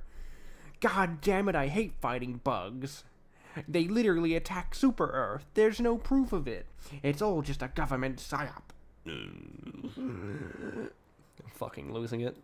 We see literal child soldiers deployed as the Terran Federation is running out of regular troops. And it's not like the bugs are a threat to humanity. They aren't like the Tyranids, actively trying to eat humanity. The bugs are on the other side of the galaxy and generally don't bother you unless you bother them first, which humans did by settling on the bugs' home planet. During the closing scene of the Starship Troopers movie, the soldiers capture a brain bug, the bug's equivalent of a command and control vehicle, basically. In this scene, Neil Patrick Harris reads the brain bug's emotions and loudly proclaims it's afraid to the soldiers around him, after which everyone erupts in cheers and the whole scene is played off seemingly as the glorious ending of a righteous military campaign. Except it's not, and the movie goes to great lengths showing you why in the 2 hours preceding this scene. Did Alex's boyfriend make a video, Mr. Jimmy Neutron? No, I didn't actually find anything worth talking about this stream about him, so no, not really. First off, as I've said, it was the humans who attacked first. The bugs did not start this conflict. They were attacked based on false pretenses, and they decimated the humans for it. I mean, if the literal child soldiers by the end aren't indication enough, I don't know what to tell you. Hundreds of thousands of human deaths for no reason. That end scene with the brain bug is basically one massive cope by the Terran Federation. The director even added a nice little touch. When the bug starts jittering out of fear, the soldiers quickly back away from it. This is not a victory. You captured what is basically a single command and control vehicle at the end of your campaign that cost the lives of hundreds of thousands of soldiers. It's like when the other Federation, the Russian one, exhibits a captured Abrams on Red Square. Yeah, you make that. Did you say didgeridoo, bro? Kill yourself. Oh, I need to mutter it so YouTube doesn't take me down. Go fuck yourself. Oh god, I posted on a video. I've seen this original video of this guy, this former Marine, reviewing these tanks and the damage about these. It was actually pretty cool. And now he's a Russian nerd. He's a fucking losing it.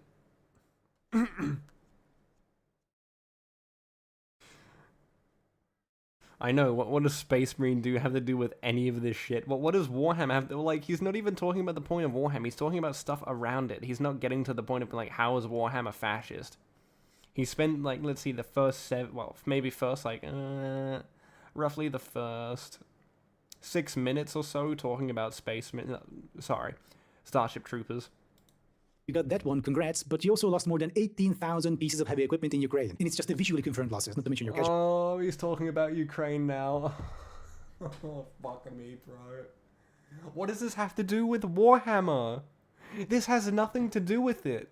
I mean, also, thank you, I can now use this as an argument against my War Thunder thread. Sorry, I'm losing my mind.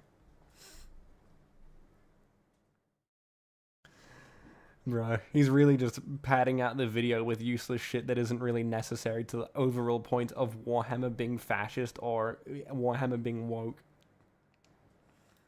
Casualties. Anyway, the Starship Troopers movie is very clear about it being a satire. The discourse that erupted around it, however, was truly mind-boggling. On one side, you had people with a reasonable take. Everything that happened to humans is basically their fault, the war with the bugs was completely unnecessary, and the Terran Federation is a crazy, jingoistic fascist empire. I mean, the director put... This guy's fucking retarded. This movie is a literal satire. It's good to know he's not intelligent. It's a satire. That's the whole point. You could tell, and that's what made the movie good. Because you could tell that, you know, the humans were a bit fucking stupid and started the war on purpose to have an endless war machine that makes money and blah blah blah. The top of the people make more big money. You know, like real life, bro. It's a satire. Neil Patrick Harris in a literal SS uniform. The message is very clear. Also, the brain bug scene is followed up by a propaganda. That looks nothing like an SS uniform. I can confirm to you, as I've been debating people about SS uniforms and Wehrmacht uniforms because people can't tell the difference. Video in which people gleefully tortured the brain bug, so there's that too. But some disagreed with this assessment. A lot of people legitimately did not understand how anyone could take the side of the bugs, empathize with the bugs even, when all the Terran Federation characters are attractive and the bugs are disgusting. And I mean, that's the whole point. The way you instinctively feel about the bugs is how a white supremacist feels. Fuck this guy, he's a communist. He wants to side with the bugs over his own people's PC. Fucking hell, bro, I'm losing it today. Imagine sitting there not siding with humanity, because humanity's number one. We are the apex predator. They should be afraid of us. Fucking commie bastard siding with the bugs. Weirdo. It's been 8 minutes. I haven't made any single point. Damn right. Have you ever seen an SS uniform? Yes, I have. There's a very distinct difference between them. First of all, there are also different types. There is a light purple, there is a grey, and there is a black. The black is the most common one ever seen. Other ones are designated as either certain groups or certain placements within the SS. The Wehrmacht have a lighter coat, which would be more of a, I would say, a very, very, very, very light / dark green. But it would mainly be a grey. And then you would also have to note that the easiest way to identify these suits are through insignias that would be put on them. Not inside the suit or on them, it was an actual badge that was put on there to distinct rank. And mainly you would notice that through certain ranks and distinctions, and it would be very easy to differentiate between a Wehrmacht and a Wehrmacht. Yeah, I think it was Wehrmacht. Just any type of uniform, officer, soldier, whatever. They would have that SS insignia. While the German army would have a very different one, as well as the Air Force. And that goes for anything, because you need to, how would you put it? It was very much the German government, as well as its military, was a giant circle jerk. Everything was done to appraise Hitler. everyone was there. It's pretty much a giant approval system. Whoever approves Hitler the most has the most power, except for the Führer. And the SS, that's pretty much all they did, depending on the division. But most of them were, your secret service, in a sense. They would be the watchful eye over your shoulder to make sure you ain't doing anything wrong. But then you have the German military that, was the military before that. Feels about blacks, or how a Nazi feels about Jews. Revolting freaks to be crushed under their... What the fuck? Give me a second. Interesting. We talk about fascism and Nazis for a second, and then we move on to Jews. Interesting. Bugs empathize with the bugs even, when all the Terran Federation characters are attractive and the bugs are disgusting. And I mean, that's the whole point. The way you instinctively feel about the bugs is how a white supremacist feels about blacks, or how a Nazi feels about Jews. Revolting freaks to be crushed under... This guy's so fucking dumb. He doesn't realize the movie's a satire, and what does this have to do with fucking Warhammer, bro? Oh. Under their boots. Not coincidentally, this is often how Jews were depicted by Nazi propaganda. Disgusting insects to be purged from the face of Earth. The movie essentially challenges you to take the side of the group you were conditioned to hate. And hell yeah, the bugs are Jews, bro.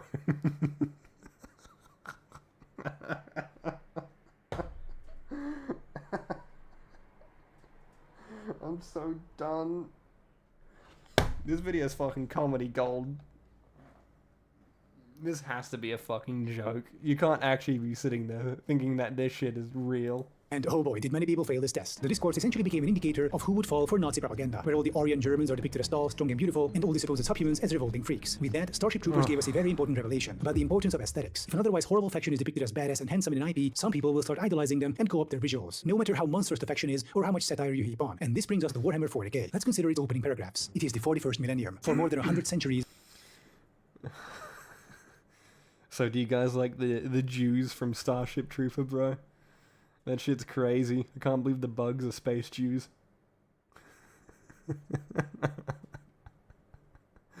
This video sucks. The Emperor has sat immobile on the golden throne of Earth. He is the master of mankind by the... How the fuck can this guy sit there and say... This has to be a troll. You can't sit there and not say this with a straight face. Like... You have to be lying to yourself. Will of the gods and master of a million worlds by the might of his inexhaustible armies. He is a rotting carcass, riding invisibly with power from the dark age of technology. He is the carrion lord of the Imperium, for whom 1,000 souls are sacrificed every day so that he may never truly die. Vast armies give battle in his name on uncounted worlds, but for all their multitudes, they are barely enough to hold off the ever-present threat from aliens, heretics, mutants, and worse. To be a man in such times is to be one amongst untold billions. It is to live in the cruelest and most bloody regime imaginable. I'm gonna mention Iran, and there's nothing you can do about it. These are the tales of those times. Forget the power of technology and science, for so much has been forgotten, never to be relearned. Forget the promise of progress and understanding, for in the grim dark future, there is only war. There is no peace among the stars, only an eternity of carnage and slaughter, and the laughter of thirsting gods. The 40k universe is a rough place. It's basically war and suffering turned up to a ridiculous level, and it kinda works. Warhammer 40k manages to straddle the line between epic and silly, nailing the perfect ratio of the two. And this works really well for the board game. You both bring out your armies you spend 200 plus hours painting, one of you fields Chaos Marines, the other Astra Militarum, and you duke it out in this silly but epic setting, having lots of fun in the process. This over-the-top horrifying universe is a great niche for tabletop games played by nerds, including yours truly. But what if you want to make a universally appealing AAA video game? How do you implement this idea that everything in the grimdark future is horrible, the soldiers are brainwashed drones dying for nothing, and that the wars you fight are completely hopeless, and all of you are essentially doomed? How do you make an enjoyable AAA game around these ideas?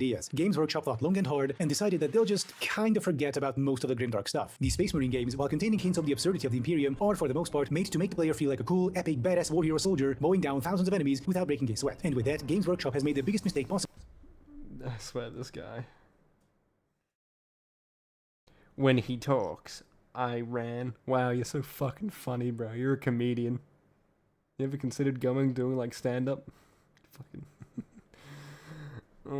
this video sucks, bro.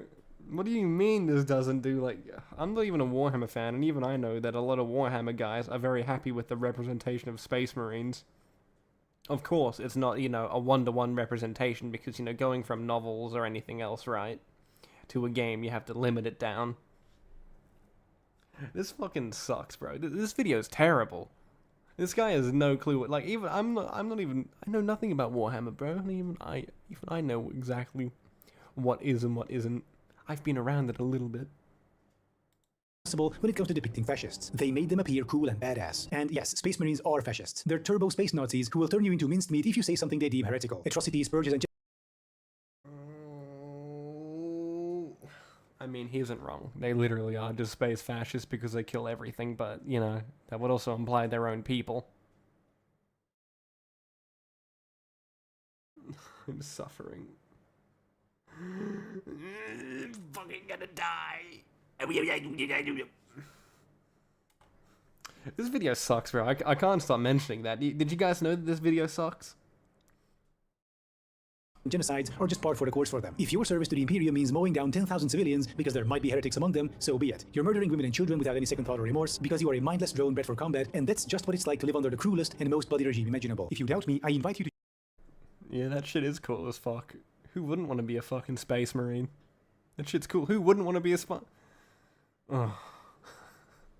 I'm suffering. Check out the episode in the Garden of Ghosts from the Hammer and Bolter series, where we are treated to a scene of a purged Forge world. No, wait, that's the Adeptus Mechanicus thing, alright. Craft world. That's a giant space habitat, basically, where the Eldari, the space elves, live. Home to millions at minimum. Well, the noble Ultramarines massacred the entire Forge world, murdering untold thousands of men, women, and children. Because they were Xenos, therefore degenerate, therefore worthy of death. Shout out to Purity Seal for this lore tip, by the way. You can find his channel on... Yeah, good. Filthy Xenos, you get what you deserve. Humanity #1. I mean, I don't know if humanity actually did that, but regardless, humanity #1. You're at the Purity Seal. In popular first-person shooters, however, such things cannot be depicted because your game would be banned worldwide. A Warhammer 40k shooter game true to the lore would be a... Hey, the no Russian scene did make it to Australia. I got an Australian copy of that game when it came out, well, a couple years after it came out. I was a bit young. But I can assure you, we had the no Russian scene. Don't be like it was banned. Remember, Australia is literally the most soft country when it comes to all these games. A war crime simulator. Remember? Crisp, clean lager. Alcohol. Excuse me. Just in case that was... And it would just be weird playing as a psychotic, murderous maniac committing crimes against humanity for 8 hours without any self-awareness or remorse. Hey, that mission was fun as fuck. Don't be like that. It also helps you portray the person that you're playing as is... Well, not the person, but... what's his name again? I already forgot his name. Yeah, they started it first, bro. They shouldn't have looked at us funny. Humanity #1. You're right, Silver. You got that good idea. No wonder you don't like Israel.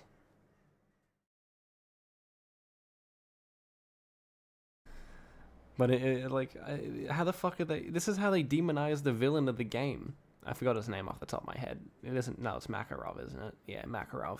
This is how they demonize Makarov, because he's doing this to get a point across, as well as to show you how to start a war with another country, but it also has the other effect of showing you how much of an asshole and bad person this guy is. Of Mortal Kombat to Aussies. He got banned back in the 360 days. Hell yeah. Actually, that sounds like super fun. And wait, I'm sorry, this video is for people 13 and above. Who like these children in here? But I love playing as an unrepentant murderous psycho. Yeah, try playing Mass Effect as a renegade. Don't believe me? Apparently, according to Mass Effect player stats, 92% of players played as Paragon and only 8% as renegade. Most people just don't want to be an asshole. Yeah, because that's your first playthrough. Fuck, this guy's retarded. He knows nothing. You play Prototype. You literally kill innocent people in that game. You literally are going around killing soldiers that are just working their 9 to 5 on that base to stop you. You kill them. You steal their thoughts. They probably had a wife, kid, and families. Well, family, sorry. Don't fucking lie, Silver. You love those Israel jokes. You don't like those bastards. They took the Holy Land from the Christians and the Muslims. I would be pretty pissed. They didn't earn it. They took it. They stole it. That's why that's why your country's name Iran. I ran away. I'm sorry. I'm not very good at making jokes. Even in video games. But even if a Warhammer shooter was true to form and the player was made to feel like a disposable cog in a purposeless murder machine tasked with the occasional genocide, there are people who would love that and would absolutely play that game. I get that. But if you're making a game, you want to appeal to the widest audience possible, not just to people on terror watch lists. And Space Marine 2, the latest Warhammer 40k game, ended up doing the former, choosing appeal over what I would call honesty about its universe. You're not a mindless, psychotic drone killing in the name of a doomed fascist empire, but a noble, heroic warrior protecting your home from freaks and degenerates. The overt satire is basically gone because it had to be. There are allusions to the Imperium being bad, but not nearly overt enough. A Warhammer 40k true to form would be like a version of Modern Warfare where every second mission is no Russian, only even more bloody and deranged. But if anyone released a game like that, most countries wouldn't even let them publish it. Keep in mind, by the way, that I do like Space Marine 2, and I do think it's a good game. Just before anyone will start yelling at me how the game isn't bad, actually. I agree, it's a good game, it's cool and epic, and I like it. But there are overarching issues with it, which we're currently discussing. Now, the reason why the Warhammer 40k books and tabletop games are allowed to get away with containing atrocities, while video games aren't, is because in the game, you would get to act out said atrocities. At the very least, we would get vivid depictions of them. You don't just read about, say, You can act out atrocities in video games. What the fuck are you on about? In strategy games, you're allowed to pillage, kill, and murder everyone in the town. They don't show you it, but you can still act out and do the atrocities. Some games even allow you to do it. Look at Bannerlord as an example. You can literally go into a village and kill the men, women, and all that, just to steal all their shit. And occasionally they fight back and you have to kill them all. Games are allowed to act that out. Space Marines murdering 10,000 women and children, or you don't just play with miniatures of a Space Marine faction, which according to the lore once murdered 10,000 women and children. Nope, this is an interactive video game where you are a Space Marine, and congratulations, your next mission is to purge a civilian slum of 10,000 where the presence of heretics is suspected. Here's your chainsword and plasma incinerator, good luck. And then you get dropped onto the map with a counter appearing on your screen, standing at 0 out of 10,000. Nobody would want to play that game, and those who even bother to try wouldn't have fun playing it if the game was even legal to distribute, even though such a game would fit perfectly into the... It is legal to distribute. We're allowed to do that because there's a reason. They're heretics. They gotta be purged. I'm honestly disappointed that this guy has he doesn't seem like a very fun individual. He doesn't seem like he would want to have fun. He seems very boring. The Warhammer 40k universe. Such is life under the cruelest and the most bloody regime imaginable in the grimdark future. And that's just what they often do to fellow humans. Sentient, non-human civilians, even if not hostile, usually just get instantly murdered or worked to death as slaves. So Games Workshop had to take a different approach with their AAA game. For the sake of broad appeal, they had to gracefully sideline the unspeakable evil and cruelty of the Imperium. You're not committing atrocities, genocides, and other war crimes. Instead, you're fighting an endless horde of Tyranids inside... They literally have you in a scene being called a heretic and gonna get yourself killed for dare sharing a different opinion.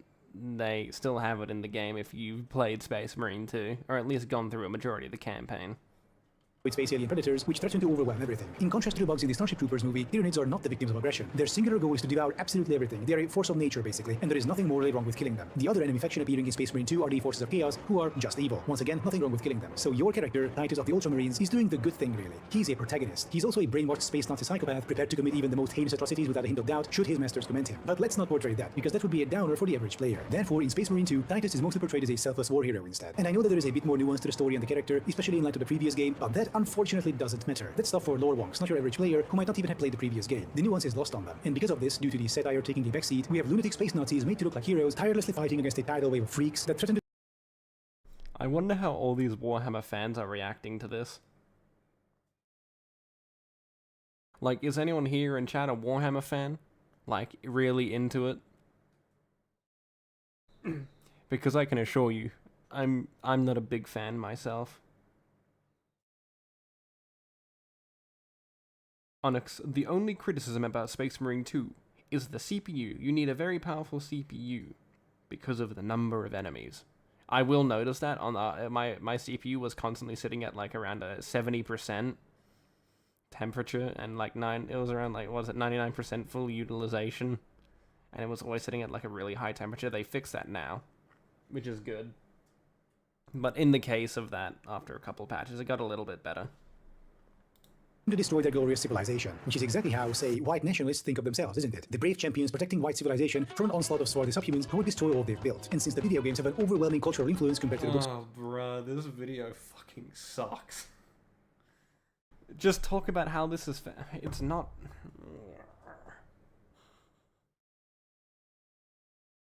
Then so are the Gears and Gears of War. They're fighting for their survival, for their way of life, and so are the like, oh, this is fucking stupid, bro. Because under that logic of, oh, you're brainwashed, the Gears are brainwashed to be told that, you know, we can't reason with those filthy grubs from the underground, because they're evil. Yeah, not because they were literally forced, like, partial slaves. Hitting 99. I'm very cautious of my CPU hitting a certain temperature. I don't like hitting at high temperatures. I like my PC to have longevity. Preferably I'd like to have it sitting around like a good 30 to 20 at all times, but that's not really possible. Right now it's idling at, while I'm streaming and watching this video, at 47. So the tabletop, the game's portrayal of Warhammer 40k becomes dominant in popular culture. Sort of like how the average person thinks of Superman as an unfeeling alien god. That's because those god-awful Snyder movies depicted him as such. Meanwhile, in the comics, he's this cool and friendly guy. I believe Cosmonaut Variety Hour put it best, and I'm paraphrasing, in the movies, Clark Kent is the mask worn by Superman. But in reality, Superman is the mask worn by Clark Kent. But due to the movie's overwhelming cultural influence over the comics, movie Superman becomes the cultural standard. Same with Warhammer 40k. The ultra-popular games will be the ones dictating the IP's public perception, not the niche books or the tabletop game. Unsurprisingly, the far-right began co-opting Warhammer 40k already a few years ago. God Emperor Trump being the most obvious example. Also God Emperor Putin, go figure. Now, far-right fans of Warhammer don't actually play Bro, those are fucking jokes, you absolute mouth breather. This guy hurts. I'm gonna finish up this so you won't video be quick meeting them if in real possible life. now. Online, though, Warhammer 40k communities are often literal cancer, with people unironically parroting the fascist propaganda of the Imperium. Burn the heretics, kill the mutants, purge the unclean. It is better to die for the Emperor rather than to live for yourself. An open mind is like a fortress with gates unbarred and unguarded. Kill lots of Xenos and got coin for the Emperor. Here's this image depicting an Imperium guardsman blowing himself up with an Eldari, basically a space elf, titled The Emperor Protects, with 1.9 thousand likes. The soldier is glad to die for the Emperor and believes that he saved him by letting him die in war. He's been brainwashed that hard, and the comments next to the image are of a similar vein. Approved. When I'm gone, I'll meet the God Emperor, but you, Xeno scum, the only god you'll meet is the Dark God, whatever that is. Cadia stands for Cadia. Cadia is a fortress world most famous for doing the opposite of standing, by the way. There are also common image replies, most of which call for murdering someone, usually the Stalker, or non-humans in general, called Xenos. Not just the evil, aggressive ones. No, literally everyone, including... This guy... You know what, fuck it, we're moving on. This guy fucking sucks. Give me a second, we'll pull up that Harmon video.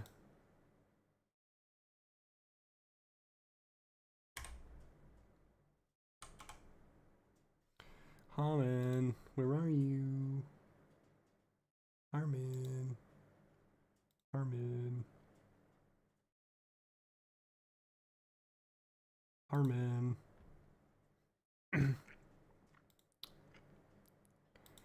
Okay. We gotta find Harmon Smith. Let's see, where's the Katakawa? Katakawa. Baldur's Gate 3. I saw 15 million. Because I was told to cover Harmon, and then we can finish the stream. Here we go. Sony PlayStation to acquire Katakawa. It's an 8-minute video. Manscaped is the ultimate. Manscaped. Ew.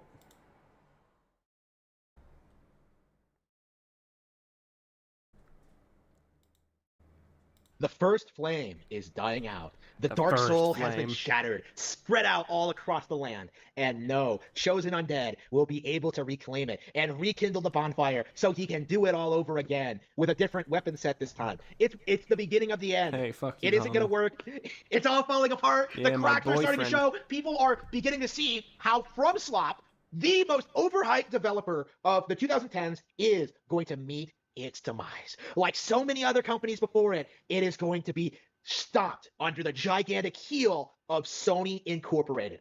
No, please. They are going to get bought out, and they're going to be made their bitch. Everything's going to be PlayStation exclusive. Everything's going to be censored. No. PlayStation is going to make them casualize everything. No, Game journals are going to get their please. game journal mode that plays itself. You know, I swear this guy's fucking retarded. I'm so tired. What's actually the time? 5. Hey, look, Stalker videos. I might have to watch that after. We'll get through like half of this video, then I might turn off the stream. I need to go start making food. like the lore is going to like be sold in like these accessory, through DLC, right? Everything's going to fall apart. Miyazaki's going to leave the company, and the games are going to get worse. They're going to get terrible. You have no idea what Sony's going to do to make these games sell more and more and more. And this is like the reality of the situation, okay? This is what's going to happen every time you prop up. It wouldn't surprise me if Sony tries to make them a bit more casual to appeal to a broader audience, but then again, with the success of Elden Ring, they may consider doing otherwise. Because Elden Ring, sold 20 million copies for being a From Software game, so I don't believe they will actually do anything to destroy or touch them up that much. Any major third-party company, whether it's like FromSlop or CD Projekt Red or like BioWare or like whoever else, right? No matter who it is, no matter who you try to set up as like the savior of gaming, whoever you try and worship to try and like destroy Nintendo, no matter what you do or like who you give money to, they don't give a shit about Nintendo, Harmon. No one does. And Nintendo's doing their own thing. It's always going to result in the same thing. It's going to result in someone like Sony getting involved and just shitting all over everything, right? It's going to result in bankruptcies. It's going to result in layoffs. It's going to result... I mean, with their recent track record with some of their games, it's honestly depressing that a Lego game did not perform well, and alongside that, with their other games also failing, like Concord, and them wasting a little too much money on a lot of these games, leads to a very unsatisfying issue. In the games getting worse until they are finally unceremoniously canceled and the company dismantled, right? You know, like again, it wasn't that long ago that Sony purchased Bungie, and what exactly did you get out of that? You haven't gotten a single new release out of Bungie, right? They can't produce new expansions for Destiny 2, right? They are a shell of their former selves that completely wasted everyone's time. I mean, they did waste a lot of money on Bungie for no reason. I won't lie, that was kind of stupid, and plus Bungie isn't really doing anything right now. By leaving Microsoft, going independent, partnering with Activision, trying to run their business, and then crawling back to Sony because like they are and always have been completely irrelevant. If Bungie, one of the most worshipped developers of the 2000s, couldn't make it, how exactly is FromSlop any different? Right? Like how? Because FromSlop actually has an idea of what they're doing instead of Bungie. You know, I think we're gonna cut it here, boys. It's a bit late, a bit sleepy. Oh, look, that's here. Let's get rid of that. Okay, chat. We're gonna end it here. I'm very sleepy. Need to go start making food, and I'll see you all later. So, just have a great rest of your day, okay? I'll see you all in the next video. I'll have to start working on that tomorrow. I'm feeling very suicidal. I'm just gonna go munch on some food.